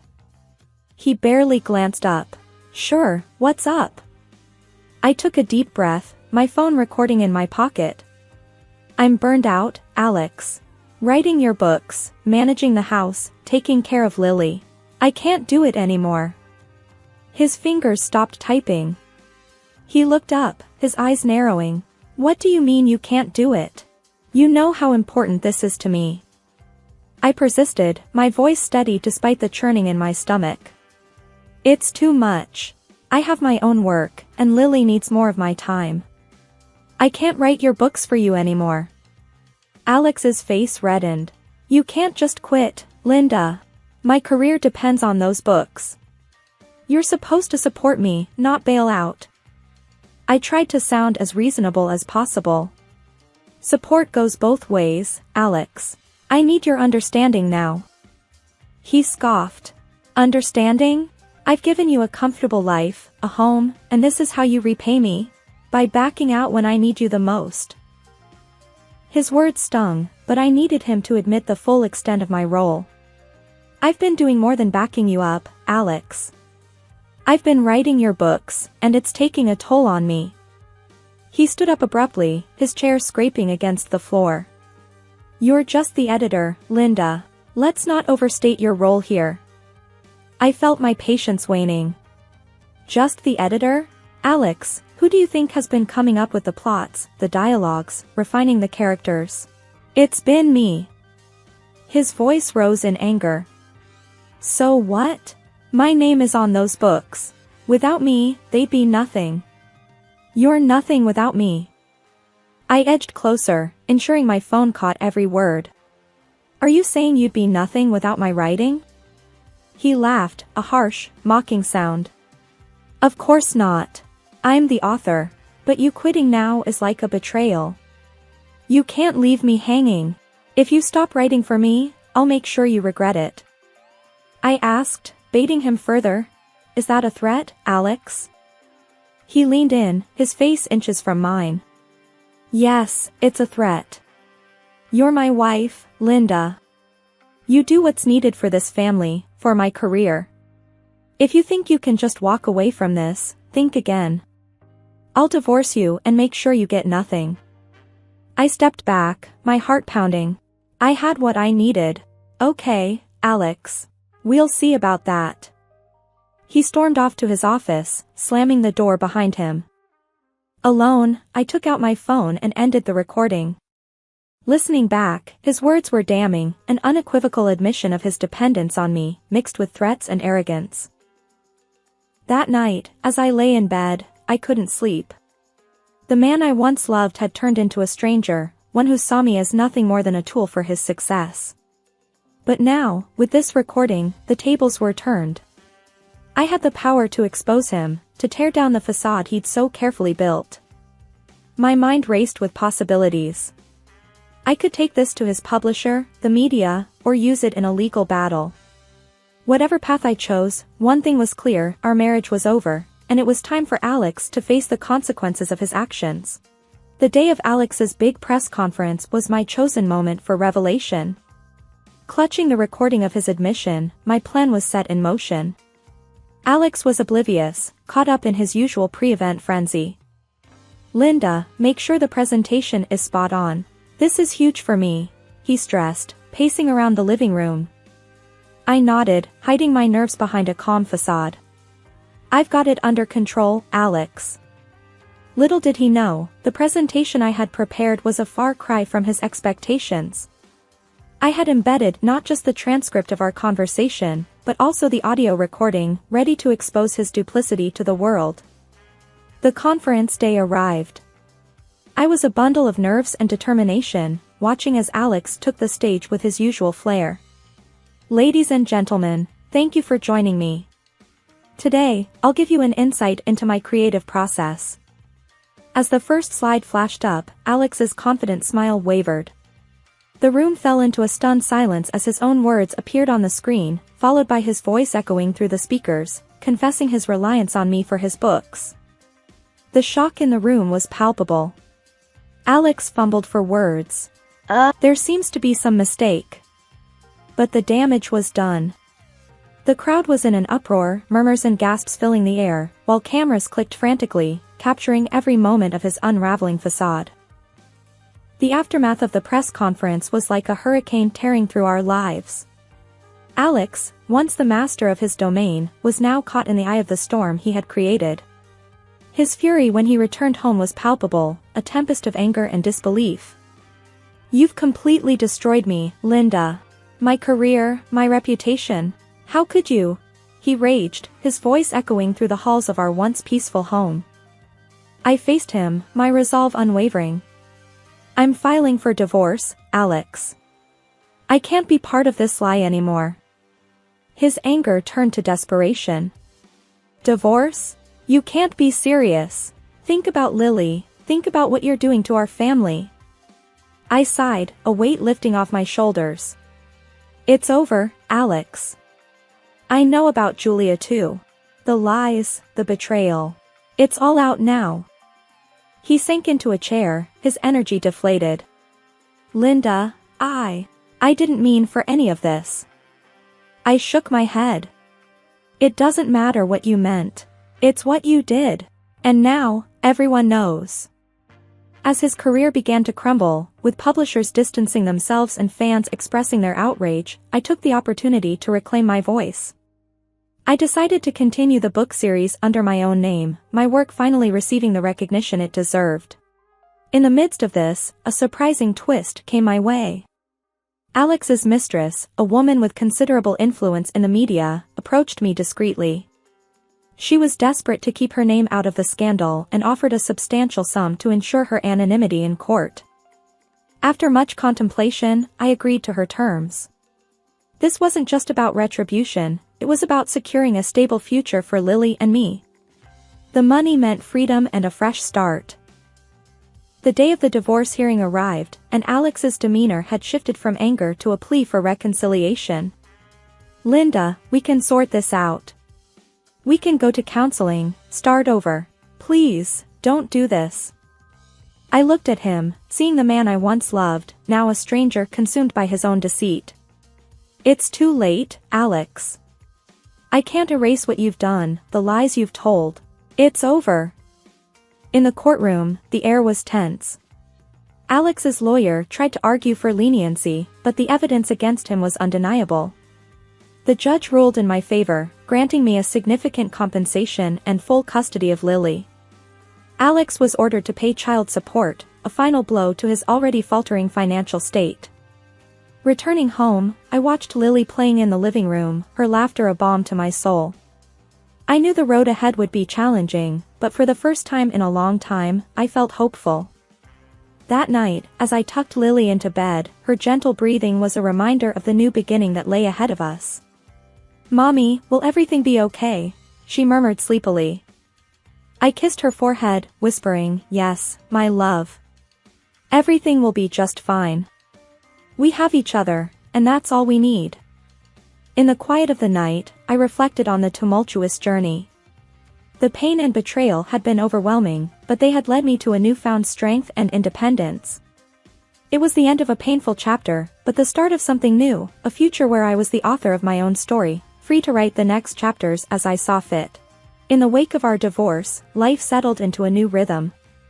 I focused on raising Lily and my burgeoning writing career, now rightfully acknowledged under my name. Alex's presence in our lives dwindled, his visits with Lily becoming infrequent and strained. One afternoon, while Lily was at school, I sat at my desk, working on my latest book. The phone rang, breaking the silence. It was Alex, his voice barely a whisper. Linda, I've messed up, he said, a tremor in his voice. What happened, Alex? I asked, my tone guarded. He sighed heavily. I published a book about my affair. I was desperate, Linda. I thought it might save my career. But I named Julia in it. I was stunned. You named her? After everything? He was quiet for a moment. Yeah. And now she's suing me. She won the case. I have to pay her $1 million, Linda.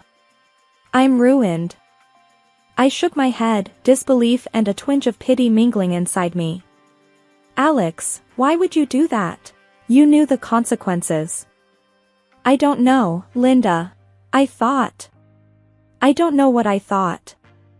I ended the call, feeling a mix of emotions. It was a stark reminder of how far Alex had fallen, a victim of his own hubris and poor choices. Weeks passed, and the news of Alex's latest fiasco spread. His already tarnished reputation took another hit. Meanwhile, my own career flourished.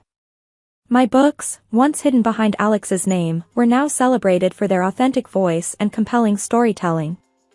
One day, as I picked Lily up from school, her teacher, Ms. Adams, approached me. "Linda, I just wanted to say, I've been reading your books. They're incredible. You're so talented." I smiled, a sense of pride swelling in my chest. "Thank you, Ms. Adams. That means a lot." As Lily and I walked home, hand in hand, she looked up at me with her bright, curious eyes. "Mommy, are you happy now?" I squeezed her hand gently. "Yes, Lily, I am. Very happy." It was true.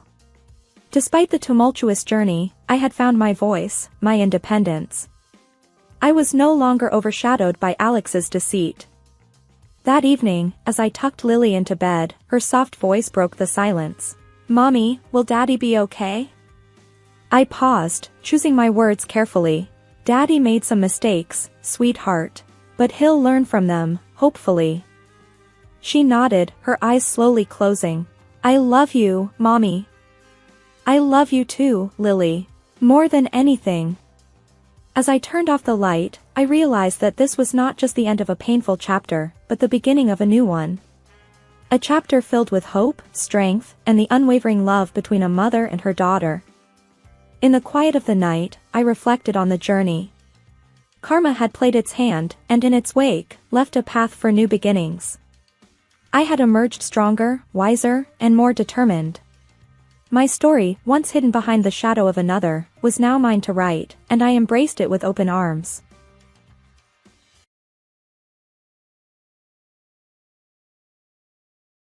Life has a funny way of throwing surprises at you.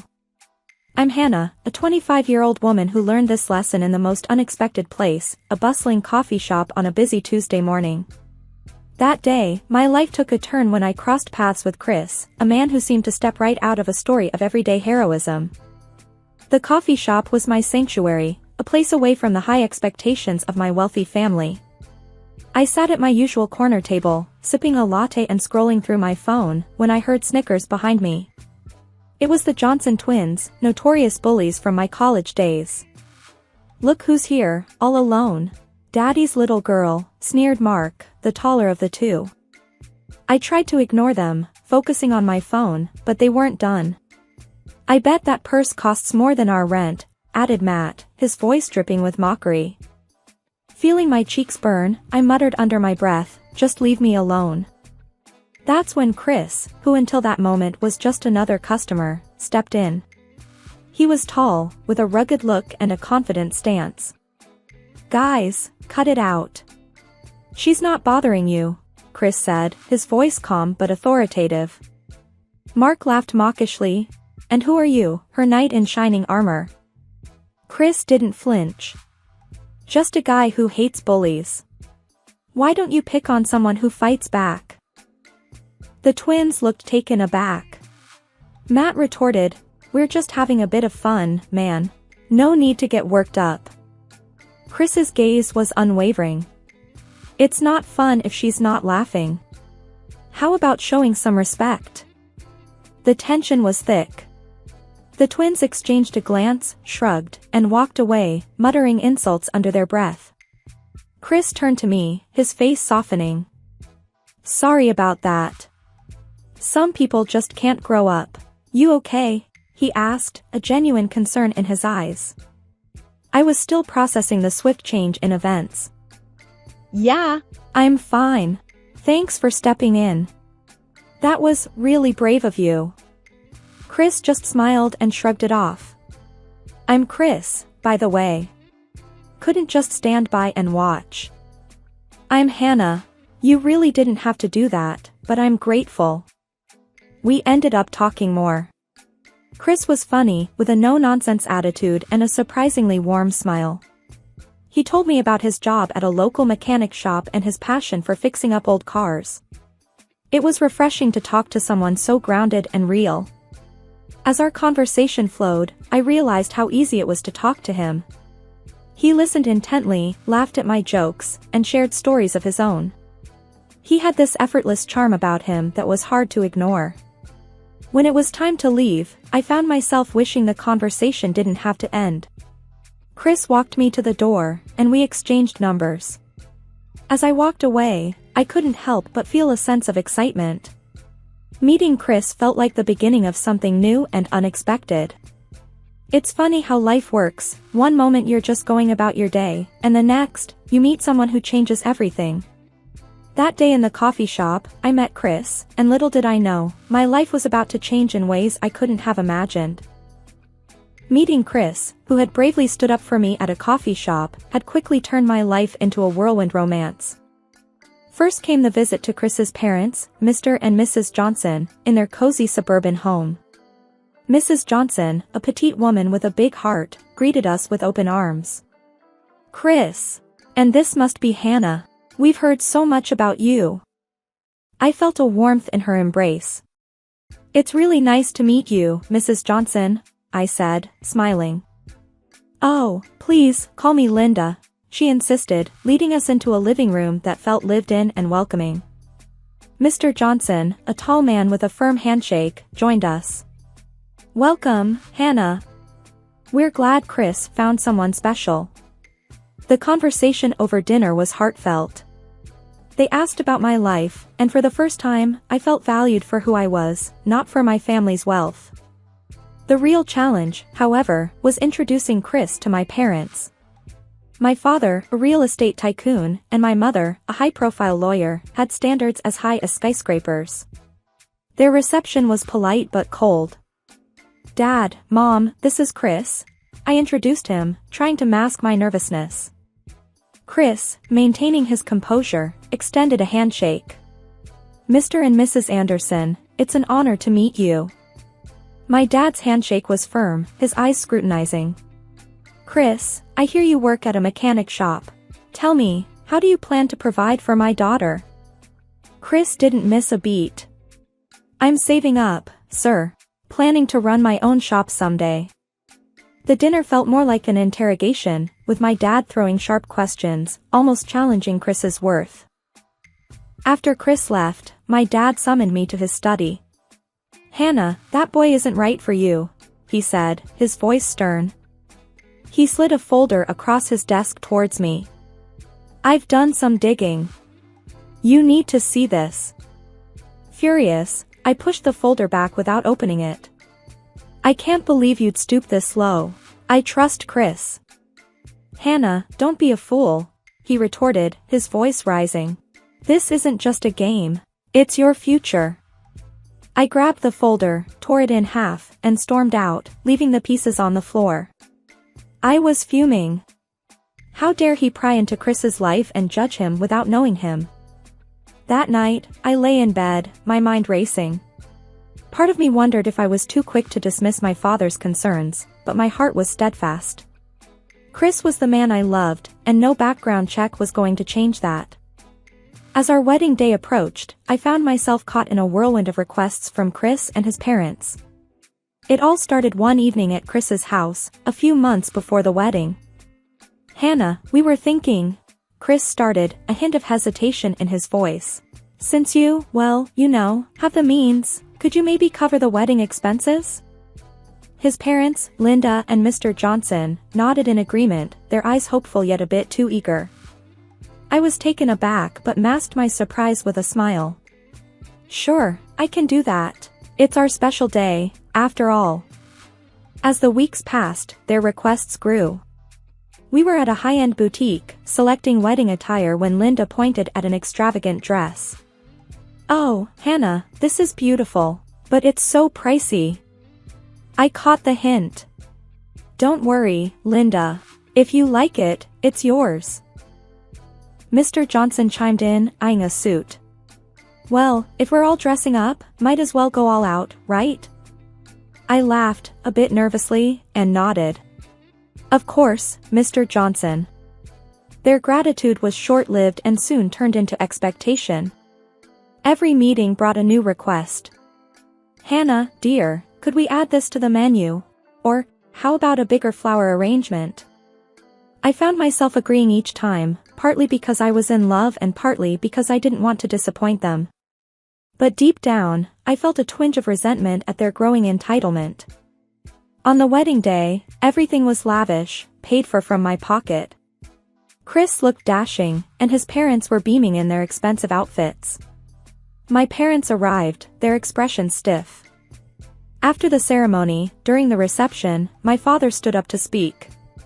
The room fell silent. Hannah has always lived a life of luxury, he began, his voice stern. But it's time she learned the real world. As of today, she's financially cut off. A wave of whispers swept through the room. I felt my face flush with embarrassment. Chris squeezed my hand, his expression a mix of shock and worry. "Dad, you can't do this," I said, my voice trembling. "This is for your own good, Hannah. You need to learn to fend for yourself," he replied, unyielding. The rest of the evening felt surreal. Chris and his parents were unusually quiet. As we left, Chris pulled me aside. "Hannah, what are we going to do?" I forced a smile. "We'll manage, Chris. We have each other." But as we drove away, a sinking feeling settled in my stomach. My father's words echoed in my ears, and I couldn't shake off the feeling that my once blissful relationship was about to face its toughest test yet. The honeymoon period didn't last long after the wedding. I quickly realized that my marriage to Chris was going to be nothing like I had imagined. The shift was abrupt and jarring. We moved into Chris's parents' house temporarily, or so I thought. The first morning, I came down to breakfast and was met with cold stares from Linda and Mr. Johnson. The air was thick with tension. "Morning," I said, trying to sound cheerful. Linda didn't look up from her coffee. "You should start looking for a job, Hannah. We can't afford to feed an extra mouth here." I was taken aback. "Oh, I thought. Chris and I talked about me finding something, but I didn't expect." Mr. Johnson cut in, his tone harsh. "Well, your father cut you off, right? Time to pull your weight." I looked at Chris, hoping for some support, but he just stared at his plate. The loving, caring man I married seemed to have vanished. The following days were worse. Chris had turned cold and distant. One evening, as we were clearing the dinner table, he said, "You need to start contributing, Hannah. It's not fair to my parents." I felt a lump in my throat. "Chris, I'm trying. I didn't expect things to change this fast." He scoffed. "Welcome to the real world, Hannah. You can't always rely on Daddy's money." His words stung. I retreated to our room, feeling alone and betrayed. The man who once defended me in public was now a stranger, echoing his parents' harshness. The situation at home became increasingly difficult. Chris's parents treated me more like a burden than a family member. One afternoon, Mr. Johnson cornered me in the living room. "Hannah, you need to fix things with your father. We need that money," he demanded, his eyes cold and calculating. I stood my ground, although my voice shook. "I won't beg my father for money. I thought you welcomed me as family, not for my father's wealth." He laughed bitterly. "Family? No, we thought you were our ticket to an easy life. But you're just a spoiled brat with no sense of reality." I couldn't believe what I was hearing. The loving family facade had fallen away, revealing their true motives. I was a means to an end, nothing more. That night, I lay in bed, unable to sleep. The walls of the room felt like they were closing in on me. I was trapped in a house with people who saw me as nothing more than a cash cow, and the man I loved had turned into someone I didn't recognize. I missed my old life, but I was determined not to run back to my father. I had to figure this out on my own. But as the days passed, the weight of my situation grew heavier. I was stuck in a loveless marriage, with in-laws who only cared about what I could bring them financially. The harsh reality of my new life was nothing like the fairy tale I had envisioned. I was in a battle, not just for my independence, but for my dignity and self-worth. Living in Chris's parents' house, Hannah, was starting to feel the walls closing in on me. The atmosphere was tense, and the kindness I once saw in Chris and his family had completely vanished. Then, things started to disappear, first small items, then something big. One morning, I noticed my engagement ring wasn't on my bedside table where I usually kept it.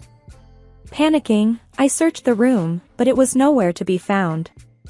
"Chris, have you seen my ring?" I asked, trying to keep the worry out of my voice. He shrugged, not even looking up from his phone. "Maybe you misplaced it. It'll turn up." But it didn't. A few days later, I confronted Linda about it. "Linda, my engagement ring is missing. It's really important to me." Her response was cold, devoid of the warmth I once knew. "Maybe you should be more careful with your things, Hannah." I couldn't believe her indifference. That ring was the last symbol of the love Chris and I shared, or so I thought. Then, more items started disappearing, a pair of earrings here, a designer handbag there. It was like pieces of my old life were being erased, one item at a time. One evening, I caught Linda rummaging through my closet. "What are you doing?" I demanded, my voice shaking with anger. Linda turned, a pair of my shoes in her hand. "We need money, Hannah. These things are just sitting here." I was shocked. "You're selling my things? How could you?" Chris walked in, overhearing the confrontation. "Hannah, we're struggling here. You can't just expect to live off us." I stared at him, disbelief and hurt welling up inside me. "So, you're okay with this? With your parents selling my belongings?" He avoided my gaze. "We have to get by somehow." I felt betrayed and alone. The people I once called family were now treating me like an ATM, disposing of my possessions without a second thought. Night after night, I lay awake, wondering how my fairy tale romance had turned into this nightmare. I was living with people who saw me as nothing more than a source of income. My love, my trust, my belongings, all were being taken from me, piece by piece. It was a harsh awakening. The life I had known, the love I had cherished, all seemed like a distant dream. I was trapped in a reality where I was nothing more than a means to an end, and my heart ached with the weight of this cruel revelation. The days at Chris's parents' house grew longer and darker for me. I was struggling to grasp the reality of my situation.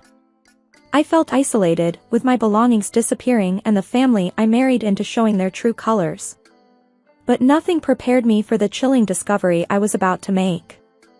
It was a late evening, and I was heading to the kitchen for a glass of water when I overheard hushed voices from the living room. Curiosity piqued, I tiptoed closer. It was Chris, Linda, and Mr. Johnson, talking in low, urgent tones. "We need to figure something out, and fast," Chris was saying, his voice laced with frustration. Linda chimed in, "We're at our wits' end. Hannah's not of much use anymore, not without her father's money." I felt a chill run down my spine. I pressed myself against the wall, straining to hear more. Mr. Johnson's voice was gruff. "We could try reaching out to her father, make up some story. Maybe a health scare, something that'll make him open his wallet." My heart pounded in my chest.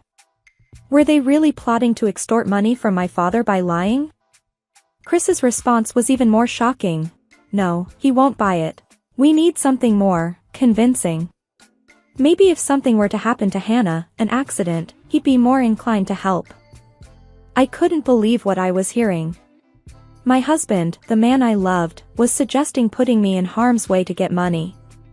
Linda's voice was cold. "That might work. Her father would have to pay up then." I felt sick to my stomach. Trembling, I backed away from the door, my mind racing. This wasn't just betrayal, it was a threat to my safety. The next morning, Chris found me in the kitchen, his demeanor oddly calm. "Hannah, you look stressed. Everything okay?" I masked my fear, opting to keep my knowledge of their plan to myself. "Just a headache," I lied. Chris's eyes narrowed slightly. "You know, your phone is pretty valuable. We could sell it for some extra cash." Panic surged through me, but I had to think fast. Actually, I was thinking, maybe I could call my dad. Ask him for some money. Chris's expression changed to one of interest. Really? You'd do that? I nodded, trying to keep my voice steady. Yes, I'll talk to him. Just let me keep my phone for now. He eyed me for a moment, then shrugged. Fine. But make it quick. We need the money. I nodded, relief washing over me. Keeping my phone meant I had a lifeline, a way to get help. As Chris walked away, I realized the gravity of my situation. I was in a house with people who saw me as nothing more than a cash cow, willing to go to any lengths to get what they wanted. That day, I understood the true colors of the man I married and his family. They were not the loving, caring people I thought I knew. Instead, they were predators, ready to sacrifice my well-being for their gain. Trapped in a house with people plotting against me, I was gripped by fear and desperation. With my father's number dialed on my phone, I faced Chris and his parents, who insisted on being present during the call. Go on, call him. We want to hear what he says, Chris demanded, a hard edge to his voice. Mr. Johnson stood with his arms crossed, nodding in agreement. Yeah, let's see if your daddy really cares. Taking a deep breath, I pressed the call button, my hands trembling. Dad, it's Hannah, I said, trying to sound calm. Hannah, what's going on? Dad's voice was filled with concern. Remembering the code phrase he taught me as a child, I said casually, Dad, do you remember my old teddy bear, Mr. Snuggles? I really miss him. There was a brief silence on the other end. Yes, I remember. Don't worry, we'll take care of it, Dad replied, his voice now stern with a hidden urgency. Chris and his parents looked at each other, confused by our cryptic exchange. So, is he going to send the money?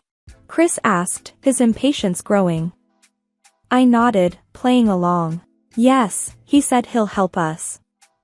An hour passed, the longest hour of my life. Chris and his parents were smirking, confident in their deceitful plan.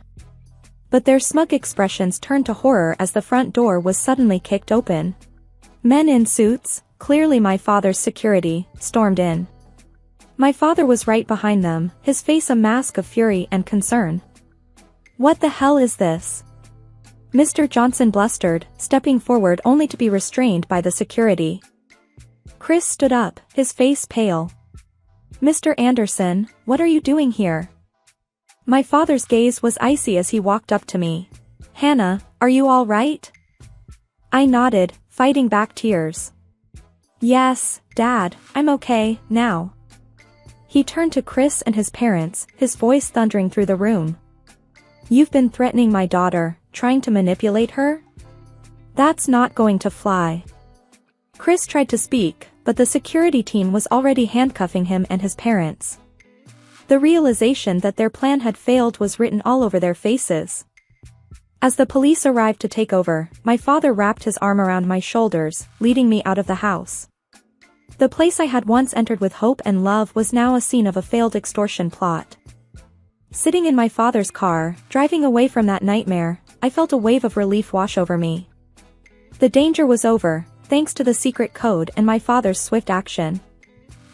After the terrifying ordeal with Chris and his parents, I found myself sitting in a courtroom, a mix of anxiety and determination in my heart. As I sat there, waiting for the trial to begin, my father, sitting next to me, squeezed my hand. You're doing the right thing, Hannah, he whispered. The judge entered, and the room fell silent. Chris, Linda, and Mr. Johnson were brought in, their faces a mixture of shame and defiance. The trial began, and it was my turn to testify. Standing there, facing the people I once called family, I felt a surge of courage. Your Honor, these people manipulated and threatened me. They planned to harm me for financial gain, I said, my voice steady. Chris's lawyer tried to discredit me. Isn't it true, Miss Anderson, that you're just a spoiled rich girl, upset over a family dispute? I held my ground. No, this is about them trying to use me. They saw me as nothing more than a cash cow. The evidence was overwhelming, especially the recording of their plot and the testimony from my father's security team. Chris and his parents sat there, heads bowed, as the reality of their actions sank in. Finally, the judge delivered the verdict. For the crimes of extortion and conspiracy to commit harm, I sentenced the defendants. The judge's words were a blur as relief washed over me. Justice was being served. Chris and his parents would pay for what they did. After the trial, my father and I walked out of the courthouse. "I'm sorry, Dad, for not listening to you," I said, tears in my eyes. He hugged me. "It's okay, Hannah. You thought you were in love. We all make mistakes." As we walked, I realized this was more than just a trial. It was a lesson in trust, a hard-earned understanding of the world's harsh realities. I had been naive, but now I was wiser, stronger. My father's car pulled up, and before I got in, I looked back at the courthouse. This chapter of my life was closed, but a new one was beginning. A chapter where I would be more cautious, more aware of people's true intentions.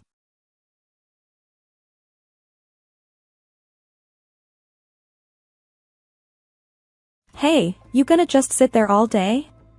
Mrs. Thompson's voice cut through the silence like a knife. I was in my makeshift office, a small table in the corner of the bedroom, trying to focus on my web design project.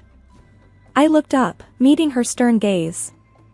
"Just working, Mrs. Thompson," I replied, trying to keep my voice even. She snorted, clearly unimpressed. "Working? Looks like you're just playing on that computer. When I was your age, I had real chores." I sighed inwardly. This was a daily ritual. Ever since I moved into the Thompson house, after marrying Mark, her son, I'd felt like an outsider. Mark, a kind-hearted man with a constant travel schedule for work, was my rock. But with him away, the house felt cold, uninviting. Anna, Mark's sister, walked in, her 2 kids trailing behind her. "Mom, have you seen my phone charger?" she asked, ignoring me completely. "Try the living room," Mrs. Thompson suggested, still eyeing me suspiciously. I returned to my screen, trying to block out their conversation. Anna's kids, Lily and Max, ran around, their shrieks piercing the air. I loved kids, but these 2 were wild, unchecked. "Rose, can you watch the kids? I need to run an errand," Anna said, assuming more than asking. "I really need to finish this project, Anna," I replied, feeling the pressure. "It's not like you're doing anything important," she retorted, her voice tinged with condescension. I bit back a sharper retort. Mark always said to keep the peace. But it was hard, especially with Anna treating me like a free babysitter and her mother questioning my every move. The door opened, and Mark stepped in, a brief respite in my day. "Hey, love," he greeted, wrapping his arms around me. "Hey," I smiled, feeling a momentary relief. "How's everyone?" he asked, looking around. "Just the usual," I replied, glancing at his mother and sister. Mrs. Thompson interjected, "Mark, tell your wife to help more around here. She's always on that computer." Mark looked at me, then back at his mother. "Mom, Rose works hard. Her job is just as valid as any other." Anna rolled her eyes. "Sure, if you call sitting all day work. Mark sighed. "Anna, let's not start this again." I appreciated Mark's support, but I could tell he was tired of playing mediator. As he left to unpack, Mrs. Thompson gave me a look that could curdle milk. "Remember, Rose, this is my house. You follow my rules," she said sharply.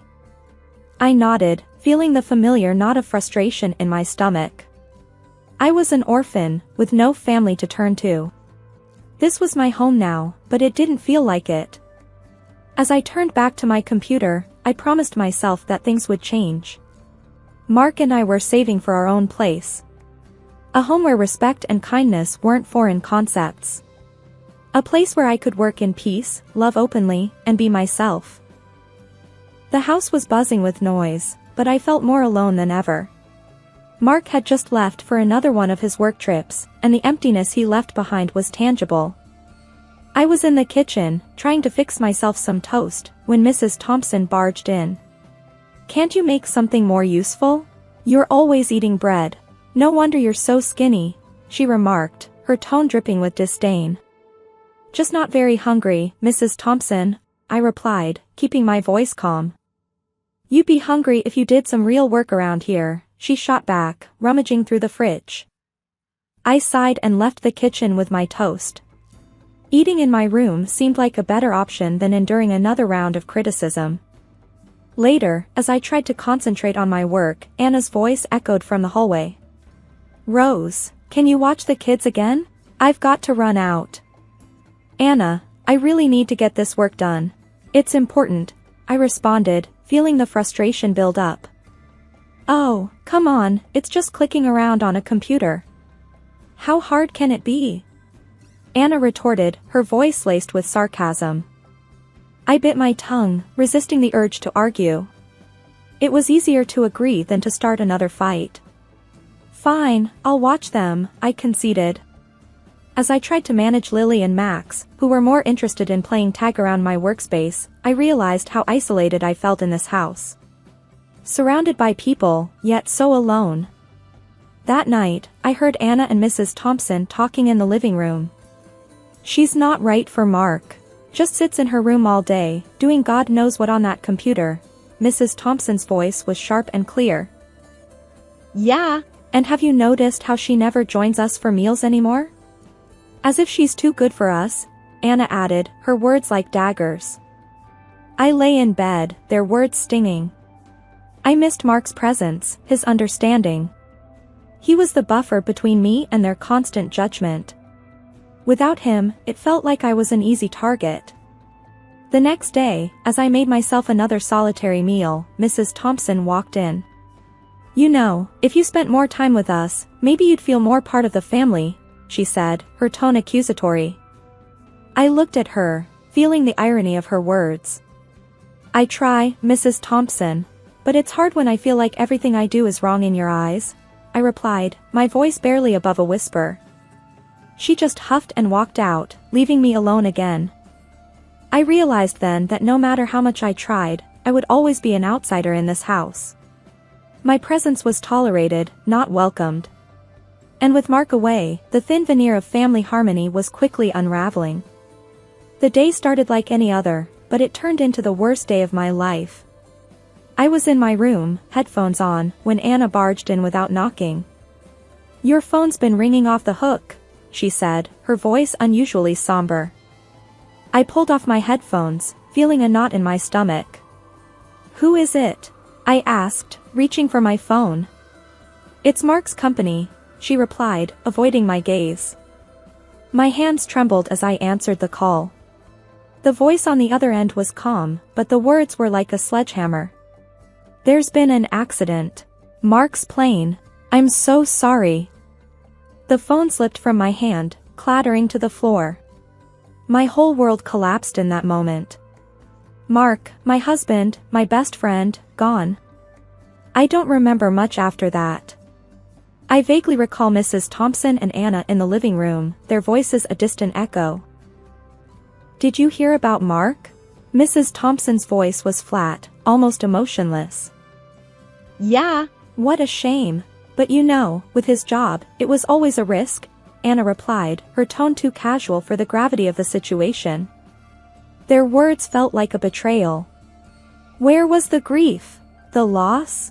It was as if Mark was just an inconvenience removed from their lives.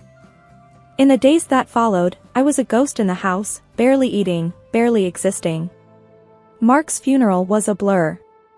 I remember standing there, feeling the weight of my loneliness, surrounded by people who were supposed to be family. But a new shock awaited me. Amidst my sorrow, I discovered I was pregnant.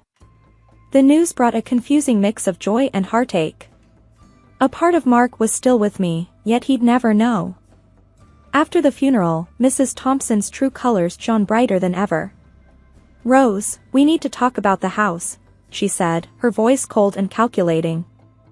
I looked at her, not comprehending. What about the house? I asked, my voice barely a whisper. You can't stay here anymore. Now that Mark's gone, there's no reason for you to be here, she stated bluntly. I felt the room spin. But this was my home with Mark, I protested weakly. Was. Past tense. You need to find somewhere else to live, she said, her eyes void of any sympathy.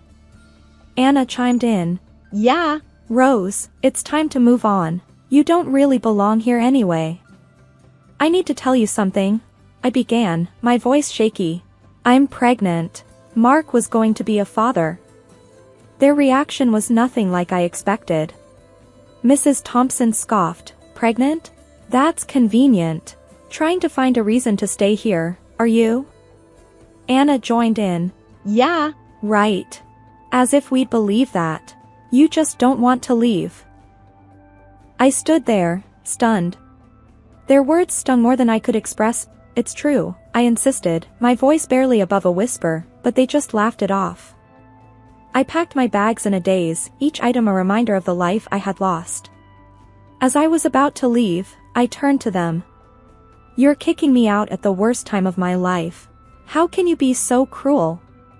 Mrs. Thompson looked at me, her expression unmoved. Life's tough. You better learn that fast.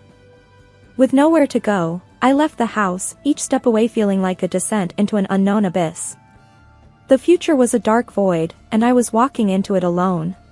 A month had passed since Mark's funeral, and I was living with Aunt Sarah, his kind-hearted aunt who had taken me in. The grief was still raw, but life had to go on, especially now that I was pregnant. I was in the middle of a web design project when Aunt Sarah called me from the living room. Rose, there's a call for you. Sounds important.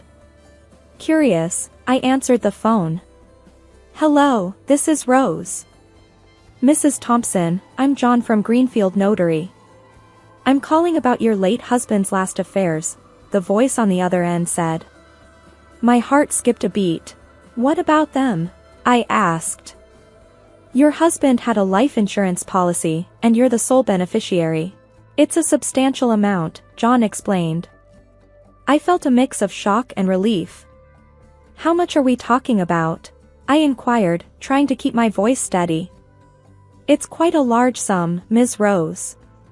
Enough to secure a good future for you and your child, he replied. I hung up the phone, my mind racing. This money could change everything. I could start a new life, provide for my baby, maybe even move to a place of our own. I shared the news with Aunt Sarah. That's wonderful, Rose. Mark always was thoughtful. He's taken care of you even now, she said, her eyes moist. The news of the insurance money spread quickly, and it wasn't long before Mrs. Thompson called. Rose, I heard about the insurance. We need to talk, she said, her tone insistent. I braced myself. What about it, Mrs. Thompson? You know, since you're the beneficiary, I think it's only fair that you share some of that money with us. After all, we're Mark's family too, she demanded. I couldn't believe her audacity. Share the money? After you kicked me out when I needed you the most? I replied, my voice firm. Well, we have expenses too, and you're living off my son's money, she retorted. That money is for me and my child, Mrs. Thompson. I won't give you a dime, I said, the resolve in my voice surprising even me. Think about it, Rose. Don't be selfish, she said before hanging up. But I had made up my mind. I was going to use that money to start a new life, far from the judgment and cruelty of Mrs. Thompson and Anna. I began looking for apartments, something cozy and welcoming, a place where I could raise my child in peace. The thought of having my own space, a sanctuary for me and my baby, filled me with hope. 6 months into my pregnancy, I was finally settling into my new apartment.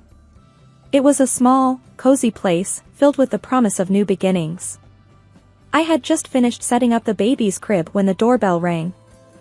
I wasn't expecting anyone, so I was surprised to see Mrs. Thompson and Anna standing at my door when I opened it. Rose, we need to talk, Mrs. Thompson said, pushing past me into the apartment. Anna followed her, eyeing the place with a mix of curiosity and disdain. "Nice little spot you got here," she remarked, her tone laced with envy. "What are you doing here?" I asked, trying to mask my discomfort. Mrs. Thompson took a deep breath. "We've been thinking about how things ended between us. We want to apologize." I was taken aback. "Apologize? After you threw me out?" Anna chimed in. "Look, Rose, we were upset. But we're family, right? We should stick together." I couldn't believe what I was hearing. "Family? You made it clear I was no longer part of your family." Mrs. Thompson glanced at my swollen belly and her tone softened. "We didn't know about the baby. We want to make things right." I scoffed. "Now that you see I'm actually pregnant, you suddenly care?" "It's not just that," Anna said quickly. "Things have been tough since you left. We thought maybe you could come back. Help out." I stared at them, incredulous. "You want me to come back after everything?" Mrs. Thompson took a step forward. "We need your help, Rose. Financially, we're struggling." I shook my head in disbelief. "So, this isn't about making amends. You just need money." Anna's face hardened. "Look, Rose, we all have to make sacrifices. You have the means to help the family." I felt a surge of anger. "I am not your family. Not anymore. You made that clear when you kicked me out." Mrs. Thompson's expression faltered. "Rose, please. Think of it as helping for the sake of your child's grandparents." I couldn't help but laugh bitterly. "Grandparents? You never once acted like grandparents. You won't see a cent from me. And you certainly won't be a part of my child's life."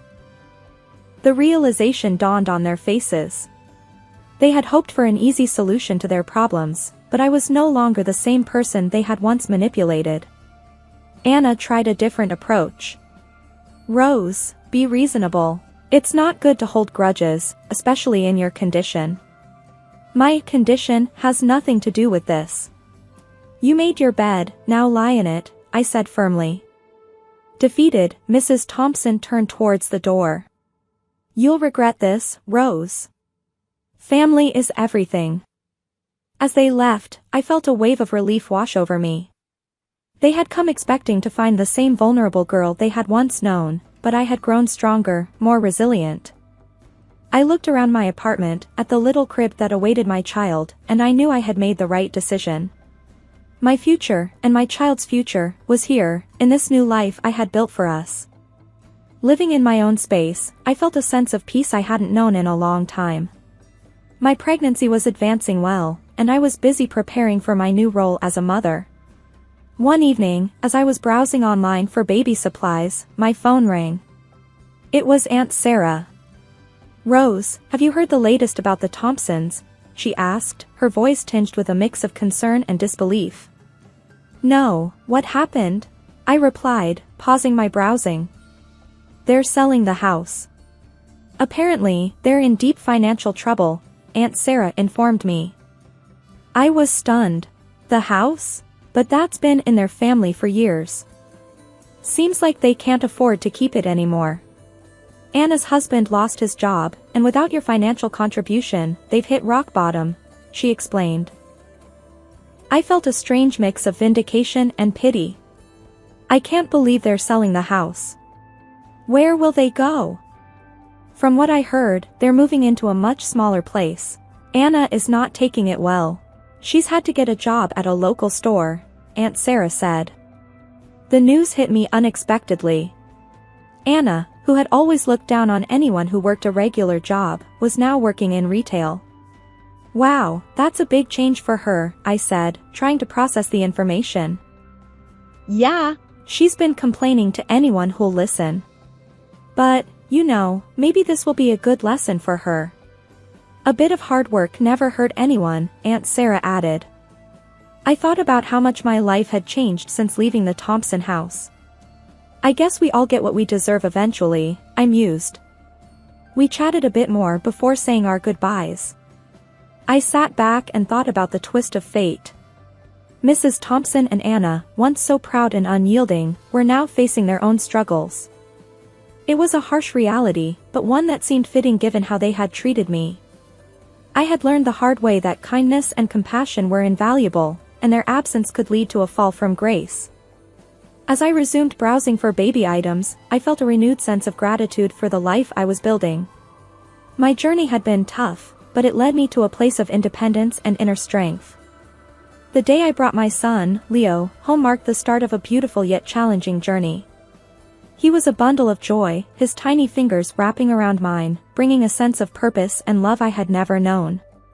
As I watched him sleep peacefully in his crib, I thought about returning to my work as a web designer. Aunt Sarah had been my rock through all the upheaval, always there to offer support and wisdom. "You're going to balance this just fine, Rose," she reassured me one evening as we sat in the living room, Leo cradled in my arms. "You're strong, and you've got a good head on your shoulders." I smiled, grateful for her encouragement. "Thanks, Aunt Sarah. I just want to give Leo the best life possible."